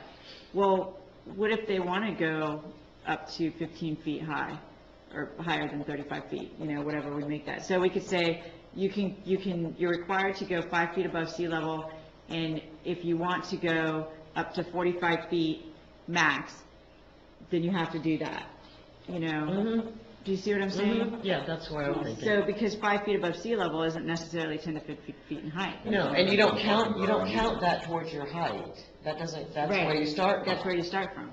What's the logic behind that? Stay out of the water, stay out of Stay the out of the water, water. and make the project feasible. If you want to go higher, say that again, what did you do? So like, we're going to require property owners to stilt their building Right. 5 feet above sea level, or something of Right. that standard. So that might not necessarily add 10 to 15 feet in height. It might not be a whole story. So we may say, you know, and after you do that, now it's only 40, or That's your starting 40 point. feet. You could still go, you can get another story and go up to 50 feet, but you have to do these green building things. Yes. But what is the Cool idea. incentive? I'm not disagreeing with it, I'm just trying to understand from another point of view. If I want to add another story, why do I have to go do that? What is the impact that causes me to Because they can have to do more that because space I want to on go their do another property. story? You have to make it economically feasible. It has to be feasible, the project has to be financially feasible, or you're not going to do the project, and B, you're not going to include all these things we want you to include. So it's kind of a quid pro quo. You know, a lot of these Most things- developers want to maximize the site. You spend $565,000 on the property, right? But And it you want to put as much stuff on there as you Oh, can. sure. That's the rate of It is a return. quid pro quo. It's not a financial offset. If you go up, there's going to be a higher expense, therefore you have to do this to lower the impact. No. No. We're saying It's a quid that, pro quo. yeah, most That's what I developers, was trying to understand. Yeah. But I'm not sure it's a quid pro quo in the sense that I think you're thinking about it. Right. There needs to be some sensible, not extraordinary, not massive, but you know, when you invest in something, you're looking for a return on that investment. You also know that when you invest in something, you want to make sure that you can do what you are hoping to do with it and make a return on that investment. Some things are very risky. Developing in Satellite Beach on these postage stamp size lots is very risky. You can't develop to today's standards on these lots. So how can we create opportunities for development that's going to be better for the environment than what we have? Because right now we have these seas of asphalt. And people are not scraping it, they're just putting lipstick on the pig. okay? So if we really want them to scrape it off, that Plant costs a a lot tree. of money. Just want a tree. Exactly. Just a couple trees. Exactly. That costs money. Yeah. And so, how can we create a mutually beneficial situation where the person who's taking the risk and investing in our community and in that property can have a return on investment, and we can get what we want. So that's the quid pro quo. But the other. That's what I was thinking. Yeah. Okay, good. But there's no financial offset, there's no benefit to the developer. Yeah, there is. Let me finish. And then tell me, then I'll be definitely wrong, I just need to understand this in my head. Somebody comes to you and says, I want to buy this property because I want to build something. And you say, okay, but you have to do X, okay? And they look at their business plan and they say, yes, I can fit that in there so that I can have this property. Then they come back and say, I want to add another story. They say, well, if you want to add another story, then you have to do Y. And I'm trying to understand, from their point of view, what impact am I having on that community environmentally? That if I add another story, I have to do Y. I don't get that. Because the Only why, other than your requirement. no, the why are all the sustainability features that they would not ordinarily do. I know that. But So that's the what's their benefit. incentive to do it? To be get the able to go extra up. floor. Another story is more. Okay. Hey, Mike, usable can you space. explain it? Well, there's I don't see the something financial there benefit. instead maybe to go to another community where it's easier to do commercial business. Right. So if we make it, we have to be, what's the word I'm looking for? Reasonable. Well, we have to be reasonable, and we have to be somewhat encouraging. If we want to get the things we want, we have to be able to give something to somebody else and not make it difficult, Yeah. or they're going to go somewhere else. So if we want these things, we're looking at using height and units as a way to incentivize getting what we want for a better future. So the bigger, the more units, the bigger, the Yes. taller the thing, the more you're gonna ask for? Yes. Okay.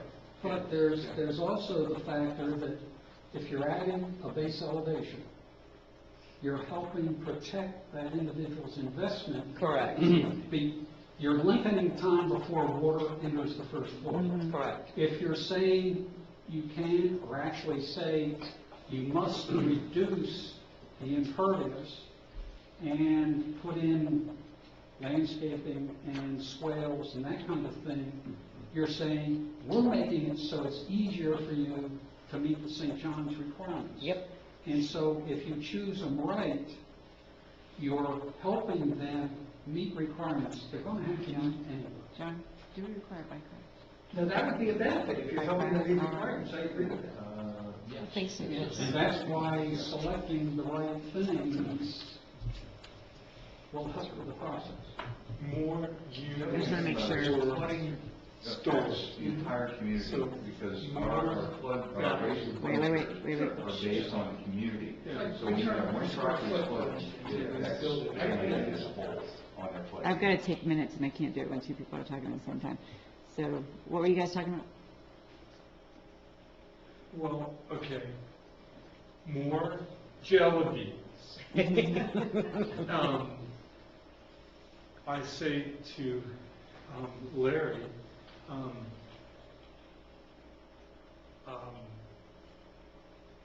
go up 3 stories or 4 stories, more jelly beans, or 5 stories, more jelly beans, more units. Or useful leasable space, if it's commercial. Yes. It could be Yes. commercial leasable space. I don't know how I'm sounding, So- to you. I'm not disputing that, I'm just saying that from a business perspective, if I went in and said, I want to build this 3-story building, and you say I have to do X, and I come back and say, I want to make it 4-story, you're going to say I have to do X and Y, No, I'm going to and do, my cost just went up. Well, Yeah. I mean- You're profit sharing my money, So- and I so don't did know they. what I'm getting Yeah. for it. So did they, but this is the thing, is without, right, Development, sound, I mean, that's. No, I agree, inherent I mean, value. but I just wanted, I'm trying to understand this. It's a little different, it's a little different, it's more like, I'm gonna use Dave Allison. I don't know, I've had one conversation with the man, but I'm just gonna use his site. I think what he's saying is, you're talking about pay to play. Yeah, Um, that's But the another way to developers- phrase it, thank you. And- A developer will do that because more units reduces risk, and they're always going to be willing to pay or do a little bit of extra work, not only for that return, but that reduced risk on that property. Well So said. that to them is gonna be nothing. They're gonna say, oh, well, thank you for allowing me to reduce my risk with these easy few things I have to do. Like, it's not gonna be, the A the big thing deal. is too, is, go ahead. What about the referendum for increasing the height above 35 feet? That's what we're talking about. You We'll have to go to charter, yeah. Yeah, we have to go to a vote. I think you're getting a lot. If I could just put in one more term so that I can tie this together, and I'll leave it alone after. No, it's okay, that's what we're here for. There's a term, I don't know, maybe you all know this, but there's a term called BATNA. You familiar with that term? What does that stand for? It's the best alternative to a negotiated agreement.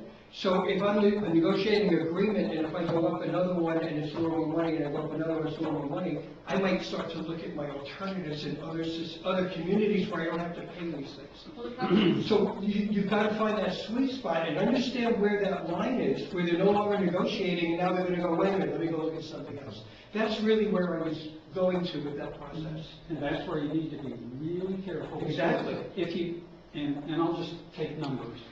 Okay, let's say 3 stories, he figures he's going to get a 5% return on his investment. Okay, take a number. And then he comes in and says, you know, if I did 4 stories, I'd get a 10% return. And he looks at that, and the city says, well, it's going to double your cost. Mhm. The guy's going to say, thank you, I'm leaving. Or I'm only going to do 3 stories. Because you just hit his best Yeah, alternative. but the point is, if the city says, we're going to increase your cost 3%, but you go from 5 to 10%, I think a good businessman might say, that sounds like a good trade-off to me. That's where the devil's going to be in the details about exactly how much cost you're adding for the added value. Absolutely, that's called the range of negotiation, it's right there. Right. Okay? And the problem that, as I understand that, for example, Dave Allison had, was he couldn't do what he wanted to do within the confines of our existing code. So it ended up, and to do what he wanted to do would have gotten us quite a few things on this list. Thank you, Rodney. yes. Love you. See you later. Quite a few things on this list, because the parking lot would have been scraped, we would have had stormwater, we would have had landscaping, we would have had, you know, just a whole lot of Affordable units. new things that would have upgraded that property, enhanced the tax base, enhanced the environment. And he could not do those things within the envelope that is there. So what we're saying, or what this idea is saying, is that, okay, if you do A, B, C, and D, then you can go up and add units, and that's going to give you the value back in order to pay for this and pay for your investment in that property for complete redevelopment, as opposed to just lipstick on the pig. Well, it's basically like that we're not just trying to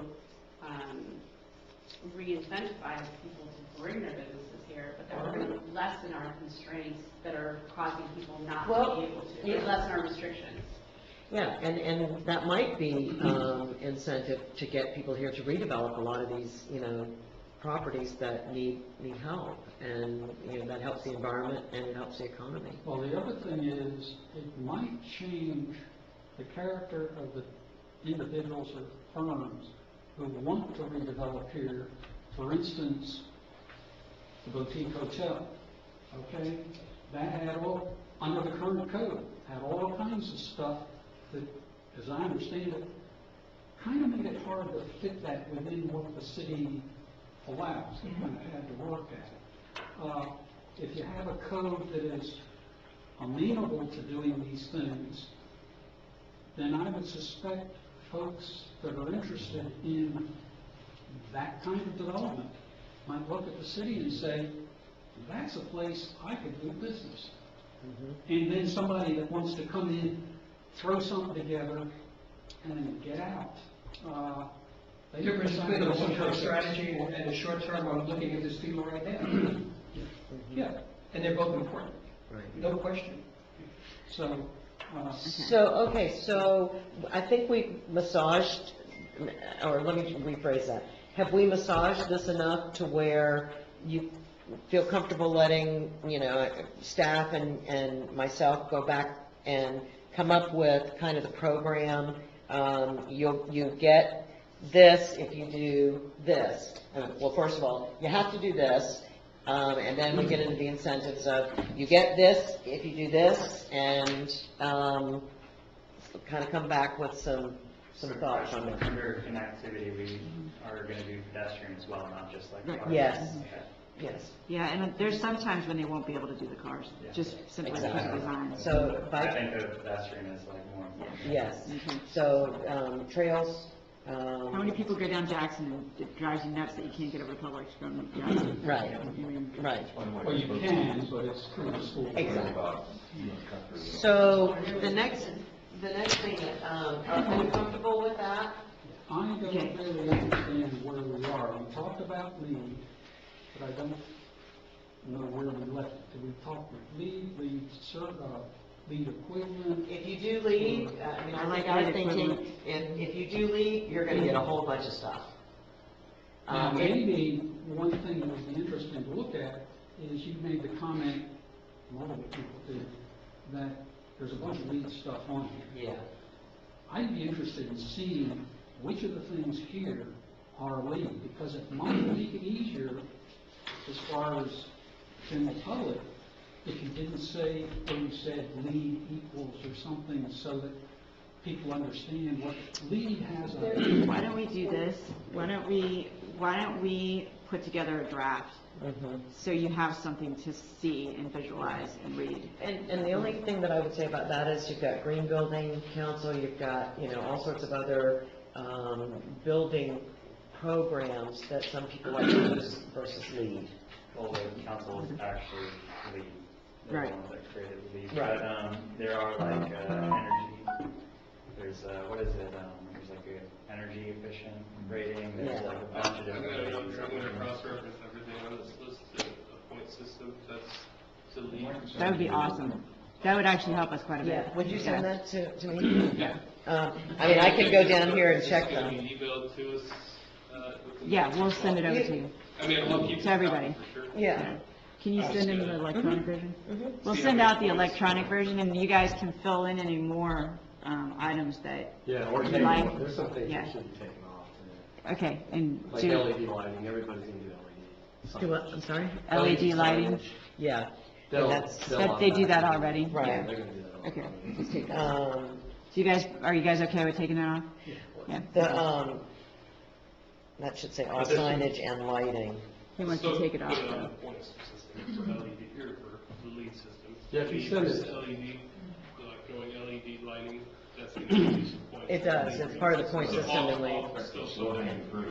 I mean, John, yeah. Had you mentioned, somebody's mentioned other than lead, there's several, Green Building Council, I think. That came from lead, but- That is lead, but there are a number of other. Well, that's what I was thinking, it'd be interesting, I guess if nobody else, I'll try, would be to kind of line up lead with Green No. Building Council and other stuff. Don't even know. Don't Yeah, go there. it's too complicated. Yeah, just We're use We're trying to lead. keep it They all simple. kind of, some of the other ones focus specifically on different kinds of subjects like Oh, okay. energy efficiency or what. Right. Lead is one of the most well-rounded ones. Right. Okay, okay. Yeah. There's Energy Star portfolio, Yeah, which are gonna be better for small to medium. That's why I listed energy That's what I separate. was thinking of. So, I mean, under lead, you've got your energy, the Energy Star program will be, a kind of something that they could do outside of LEED. You've got the water reduction, you've got the performance-based technology systems, heat-on reduction, the HVAC, smart appliances, all that's under the LEED. There's a lot of stuff in here. Things like locally sourced and stuff. Michelle, I got a couple of comments. So, we put a lot of emphasis on parking, like having understory parking, and I think in the future, there might not be that much need for parking. And if we require that, then that area that we may be under the building for parking may be better used for actual retail space or something like that. Rather than letting them go higher, let them occupy that space with the construction where the walls will blow out in case there is storm surge or something like that. Because I think, first of all, you're going to get a lot of pushback from the community going another 10 feet taller. And this may be another way where you could utilize that ground floor for something that's going to be more profitable. Well, you could do like that, the liner shops with the parking, back behind it within that first floor envelope. I mean, from what they told us in that symposium, that there's going to be 20% of cars on the road in the future. It's going to be And it's going to happen. Right, 20% of cars. but I don't, People are going to. you're looking at, Why? I understand. Because there's General Motors, Tesla, all these people are going to have fleets of cars that are going to the house, and it's going to be way cheaper than anybody. Well, like they do in New York City, you just park it here and you're done with it, and you're somewhere else. And there's a race, they've got to do that. So it's going to happen quick.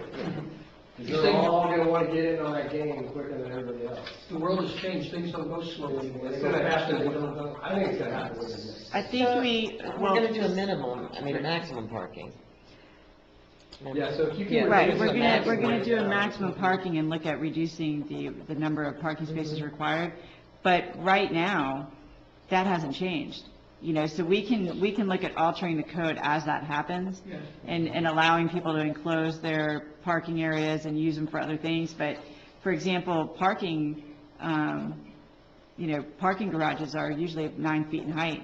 So, it's not going to be a standard floor anyway. And so they'll probably use, if they do enclose it, it'll be more like for storage and things like that. I don't think you're going to occupy that space. And also, if you're looking at flooding and trying to get people off the ground, you don't want any occupied space there anyway. We're talking about storm sewers, which is what breakaway walls are there for. We're talking about rising water. Right.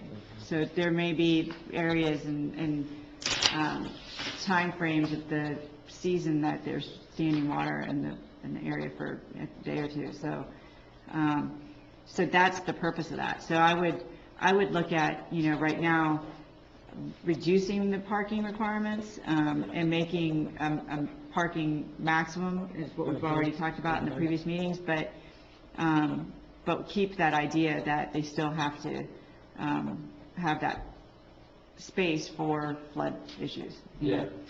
So when you work on that maximum parking, take into consideration public parking. We'd like to try to get public parking in some of these locations. And that's why that was one of the incentives, that, they'll provide the city with 25% of the public, and I don't know what the number is, for additional spaces from the required. We could also look at an incentive to share, what we call in planning world, share walls, basically saying that you're going to share the parking space. So instead of having a curb and landscaping between the two properties, that instead you're going to say, Cross-access. Right, well, not just cross-access, but cross-parking. Yeah, And you that's can what do shared stormwater, but shared parking will reduce your amount of parking that you can have to put in, because shared parking spaces basically cut your parking need in half. So that's why downtowns have such small areas of parking, because the parking is constantly rotating, whereas isolated parking that's what is the word, planning word, when it's specifically set for one use? Designated parking, yeah, designated parking. It sits there useless most of the time. unless the business is open. So that's another one, especially if you have a shared parking between two uses that are in different hours, and it always, that always works out. Well, it's like Chabad has all of that parking, and it's, only used a couple of times a week, so something next to it could Right. have cross-parking and cross-access agreements. There's another factor to consider, and that is height has to go to referendum. If we tie too much to height and it fails, a whole lot of this is going to disappear. That's my. And so you do want to be careful to try and make it so if height fails, it doesn't completely blow everything out of the water. Well, it would. There's enough there that you survive. Yeah, It would. I mean, we wouldn't be able to do any of this. Yeah, Well, that's the thing. this rides on that. There's no density anymore, there would be no stormwater under the ground. I Yeah. mean, you would just take away the whole. That's what's at stake here. Well, I'm not sure. Density would necessarily go away. No one. We need a referendum on density? We do? Okay. But there's no purpose to that if if people If you can't. can't use it. If you can't use it, what's the point of it? That's the thing. I mean, whether we need a referendum on the shift of the units, and we're not increasing units, so we may not need that. But if you can't use them, if you don't have. But the I would envelope to put them recommend in- going over 15 feet in height at all. I mean, because that is where it would fail. But if you put out on referendum that, and it would be, I don't know, the lawyers always phrase the questions, but, would you allow a commercial business to exceed the 35-foot height limit by up to 15 feet to allow for the construction of stormwater and other sustainable building, practices or something like that? I think, that would be more palatable How than. tall is that building on Shell Street, the taller one, is it 47 feet? The real high one? Oh, the tower? The residence tower? Kelly Palaces, it's pretty close to 65. Yeah, Oh, I think so wow. too. Yeah. That's not, I thought it No, was 47. it's the tallest one. I was trying to visualize. Now, it's just a little less. That's one thing about it, it's residential, how you sell this thing. I think so too, yeah. We can do locations at the next meeting. Just put something, a recommendation together so they have something to visualize, See pictures of downtown Miami. No, not for the locations, but for So everything. we had shown, this picture of something, showing what that really is. Otherwise, they're just going to keep. And I think it might be important too to be able to, not only have illustrations to let people see what Satellite Beach would look like if we're talking about this, but also like the differences that Rochelle was showing in, like a boxy looking rooftop versus an angular rooftop, and that might solve, Dave's concern about, how that would impact his solar panels, and things like that. It looks like it's just a bunch of rectangles along A1A, I don't think anybody would ever want that. But if we can see what our city would look like as we drove down A1A, or as we drove down South Ashford, if we drove down, Jackson and saw. Conceptual drawing. Right, I think that's probably the only way that this would make sense to residents. Yeah, I'd like to see that, just to. Little visualization. That might help me understand. And also, the success will be to some degree, inverse proportion to how much you ask for. If you ask for 1 foot, probably 90% of people say, who cares? Okay? If you ask for 20 feet, probably 80 or 90% will say we don't like it. So you kind of have a curve there. And again, I don't know how you figure unless a lot of people talk to a lot of people. 10 feet to me sounds a lot different than 15 feet. Maybe to a bunch of people it doesn't matter. John, how tall are you? 6. So 2 of you is 12. Yeah. What's 3 more? Not 3 more Johns. Just 1/2 more of you. 2.5 Johns. Well, it depends on, you guys would have to decide, like, we're gonna draft up a draft so you can see what it looks like, but those numbers can change however way you want it. But I think you all have to decide whether, a 10-foot height increase would certainly be helpful to a property owner in redeveloping. But they'll run into that, oh, I can't put in this special parapet, or, whatever, that we always run into with height issues. when you're trying to add another floor, especially on a commercial building.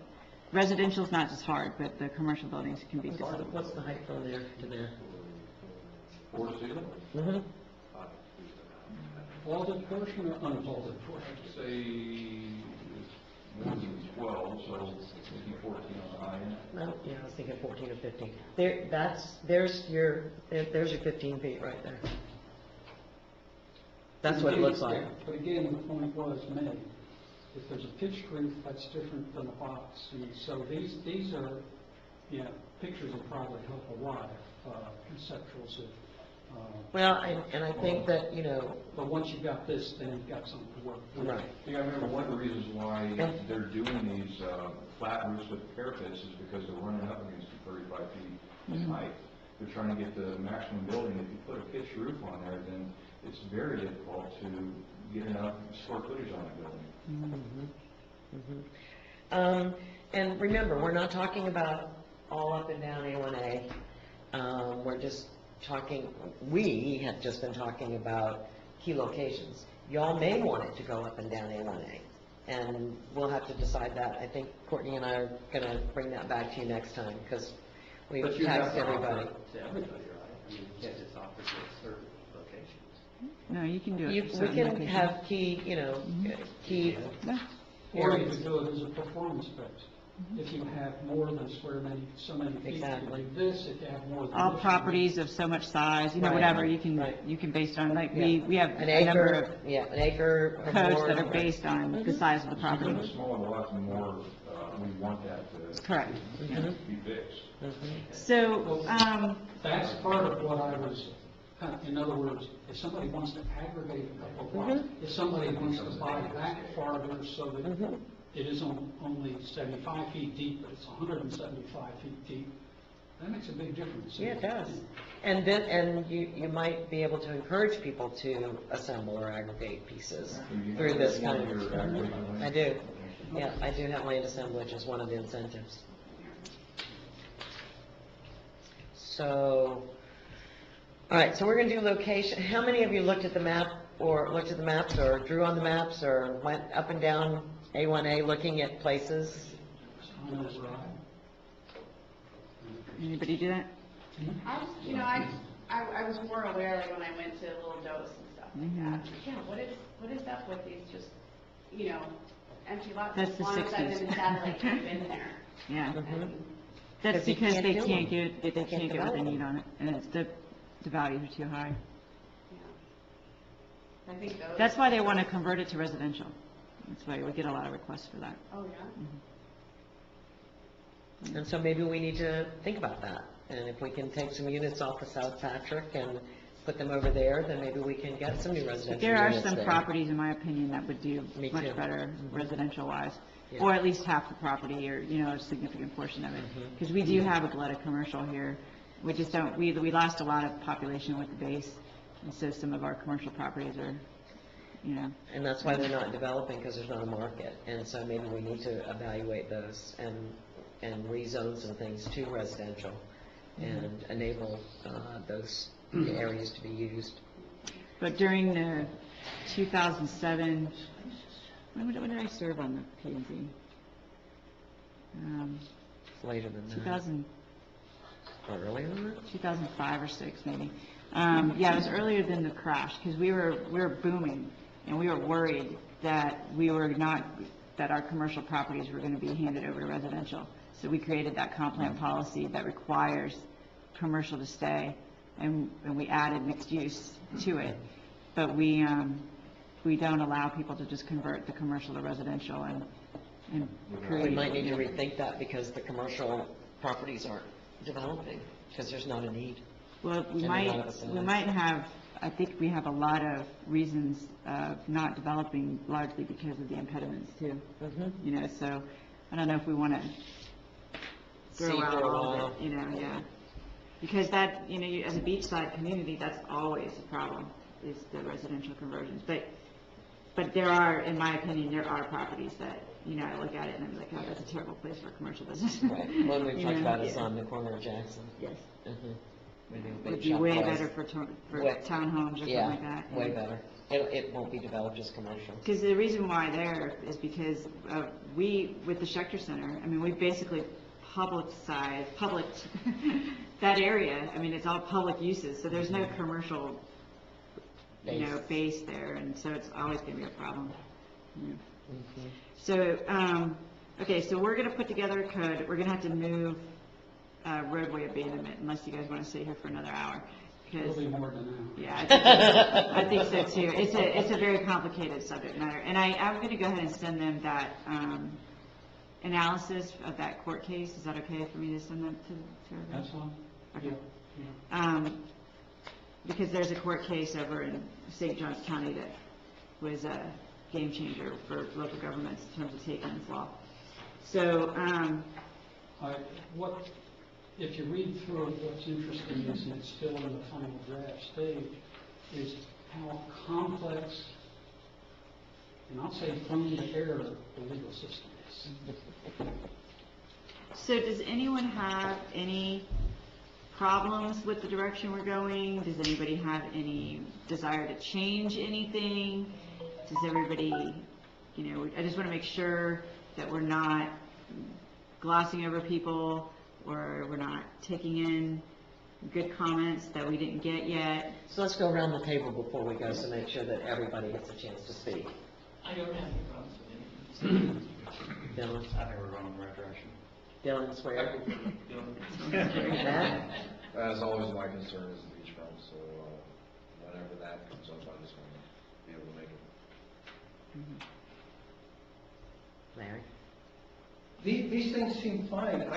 The thing that concerns me is societal behavior and what the world is going to look like, even in the short term, because as we were just talking about, things change so rapidly that, I mean, from my estimation, commercial real estate is going to, and I'm not talking about here locally, I'm just talking in general, it's going to tank. Amazon and companies like that, there's not going to be any reasons for malls, and all the surrounding areas, those properties are going to drive down dramatically. And then I don't understand the value proposition of building in all these things that we need in order to survive, how that's going to get funded. I could look at what it would cost to get a market analysis done in the city and in our commercial space and see if we have too much for the market that we have now. Well, we had one done back. Yeah, we in did about one 2002. back then, that was the basis of Yeah. of that comp plan policy. So we could look at that, and they're not very expensive to do. Let's look at that. See, do you know anybody that would be, okay. That's like 15 years ago. Yeah, It's probably- so it might be overdue to. Yeah, I'm put not that saying in yes now. or no, I'm just saying that's one of the I think things that's that's a in the good back of my point. mind that I It's a consider. very Well, it good is, point. and that's why we've been talking about, conversion to residential and adding, moving those residential I mean, not units just, to add value. honestly, I haven't really thought of it from, I do think about it from a population standpoint all the time, but I really have thought about these specific properties literally because of where they're sited, how they're laid out, where they're next to. If I was next to that, I probably wouldn't want, a gas station or whatever there. I'd want some other residential use, you know what I mean? So that's how I have viewed it, but I do think we do have a glut of commercial space in the city. That's why there's so many vacancies. Traditionally, I mean, back in the 40s, cities built master plans, and 30 years later, they're still building off that master plan. Right. Well, even a 5-year strategic plan is only good for about 18 months now. Well, we're supposed to be, we redo our comp plan every 7 years. No, I understand, but things are changing Yeah. at the rate of change in business and technology. It changes behavior and it changes what people really want, so. Very good point. And I see Publix Shopping Center as has tremendous potential for mixed use, because right now you've got about 10% vacancy there. I mean, anybody can walk around and count the number of vacant stores there. I know there was one was being built out over where We the, got They're filling in now. tenants Yeah. there. We've had, I think there's only one space left, Yeah. actually. oh, We've got, that's been in the last 2 months. yeah, but it's gone from Retail sales to service, yeah. Which is always a bad sign, I have to say that. Exactly, it is. So, It's the kiss of death. yeah, it is. So, yes, I think it's something that, we need to continue to look at. Jazz? Yeah, as a mother of two small boys, who I would like to be able to grow up and live and raise their families in an area like this, I feel like what we're doing is working to preserve Satellite Beach so that it hopefully can be that type of community. David? Yeah, this stuff we're doing is great. I'm really glad that I'm part of this because I think this is kind of unique for a city our size to be doing this kind of stuff. And we got some great ideas on the table, and with a little tweaking, I think we might even be able to sell the increased height the more I think about it. Especially if we could come up with some way to show people what this could look like and what this vision is, with buildings, futuristic looking buildings, and you could show them the heights and how it might not be as significant as what people think it is. But I definitely think we need to focus on mixed use and increased density and possibly utilizing that ground floor. Right. Okay. For maybe other things other than parking. Right. Maybe we could write in like I forget what way to do that. Yeah. Yeah. Okay. John? To address concern about things moving too fast or kind of spinning out of control or whatever, you look at the composition of this group, and basically the older generation who built the city is turning it over to either one or two generations behind. And they're the ones that are going to live with what they built. And so that kind of gives me a sense of, let the chips fall where they may, because I'll be gone in 20 years, one way or the other. And most of the people here won't.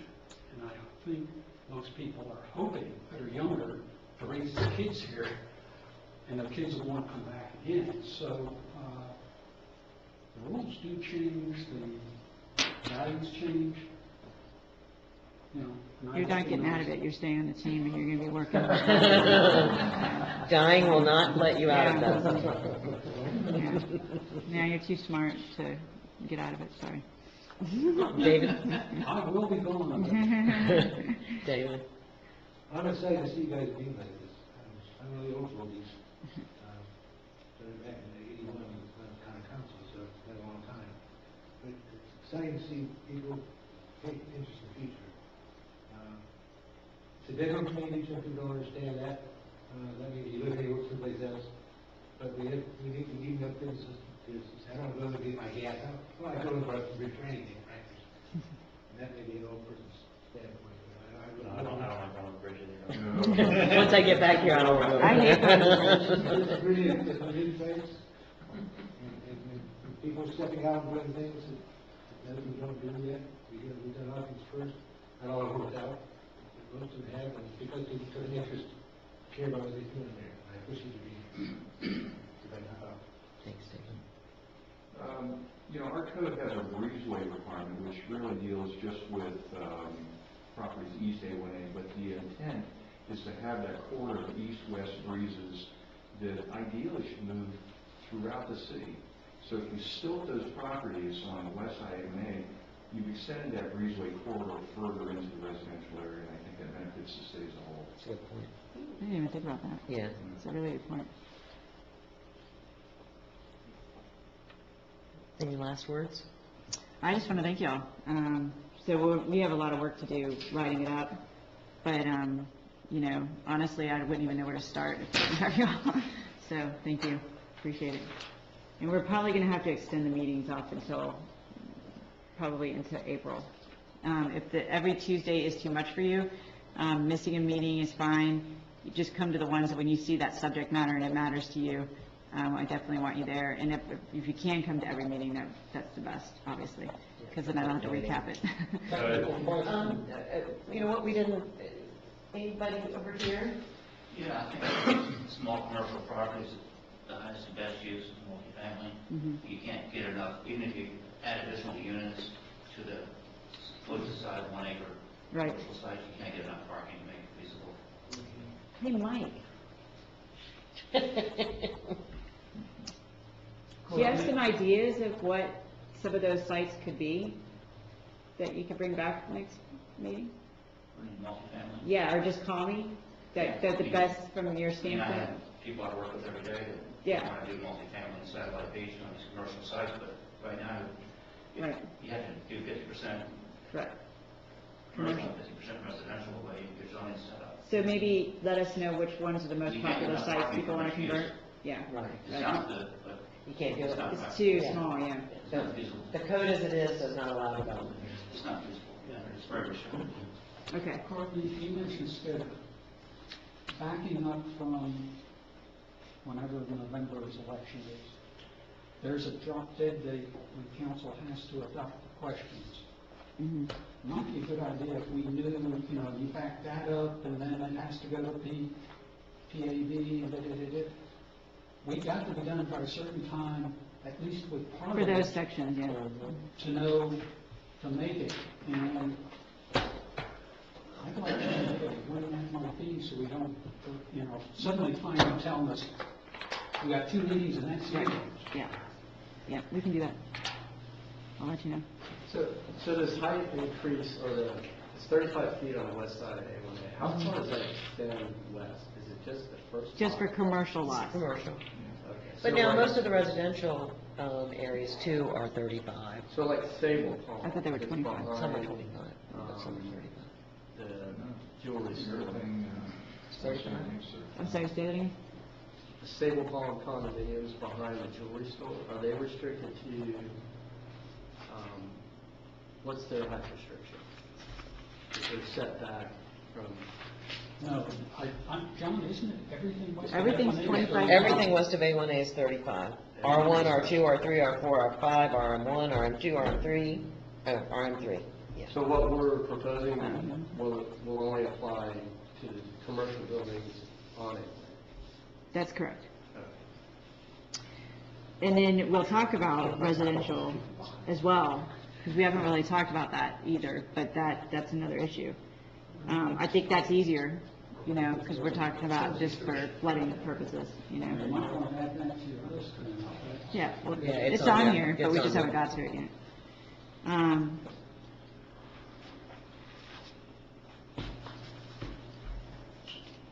Didn't we have ones that, like my neighborhood, I thought was 25 feet. I'm pretty sure everything's 35 feet. It's 35 feet? The only section is up in Pelican Cove. Because everybody's putting second stories on. That was a referendum question, right, some years back, right, John? Way back. Yeah. In Gail's neighborhood too. The second stories are going up everywhere. But we had second stories at 25 feet too, but Right. they weren't quite as. We have to remove that from our code, the story requirement. You'd have very small ceilings, but you could even go 3-story by our code. Practically speaking, 2 stories is all you can do. With 25 feet? 35. But they were doing it at 25. You gotta remember how it's measured though. It's measured from the roof peak. Yeah. So So- you lose a lot of your attic space. Yeah. Because you got a minimum pitch requirement of 2.5 12 units. Can we real quick do a sign-in sheet, or just go around and, maybe we already did that. I just want to make sure that we get the list of who all is Just here. put the names on the table. Yeah, I think we already Here, did I'll that. just, John Stone, David Schechter, John Fergus, David Floyd, Jazzy Henning, Larry Whitney. Larry Whitney, Matt Fleming. No, it's because I'm dazzled by the hair, that's what I stopped and I'm like, wow, look at the hair. I remember. Dylan, what's your last name? Did you get that? Gibson. Yes, Matt Fleming, Dylan Gibson, Dylan Hanson, and Gail Meredith. And And then Mike Jaffe, And Mayor Frank Tino, Ron Michelle was here Wilkins, first. and Rodney Smith. Rodney Smith was here. Did we lose anybody else? No? Okay. I don't think so. Quick question, all of them start at 7, right? Six. Not this one, next time, okay? And the reason why is because of this. I mean, it's a long discussion, and if we got out at 9:30, that would be bad. Right. I thought they'll start at 7. Yeah, that's okay.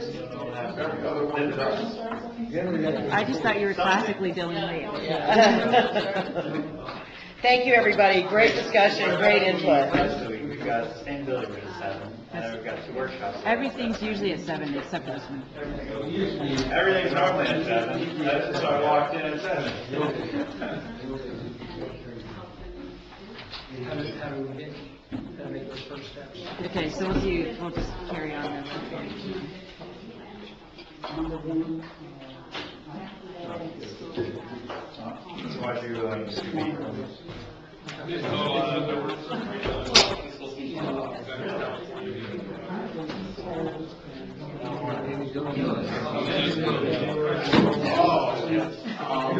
That email I got from Melanie wanted to. I'm not sure.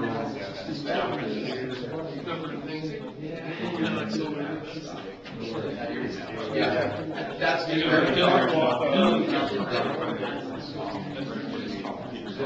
My first meeting here, I South California. Yeah, that's cool. Right. Okay. I can have Nick go to their meetings too. I didn't look.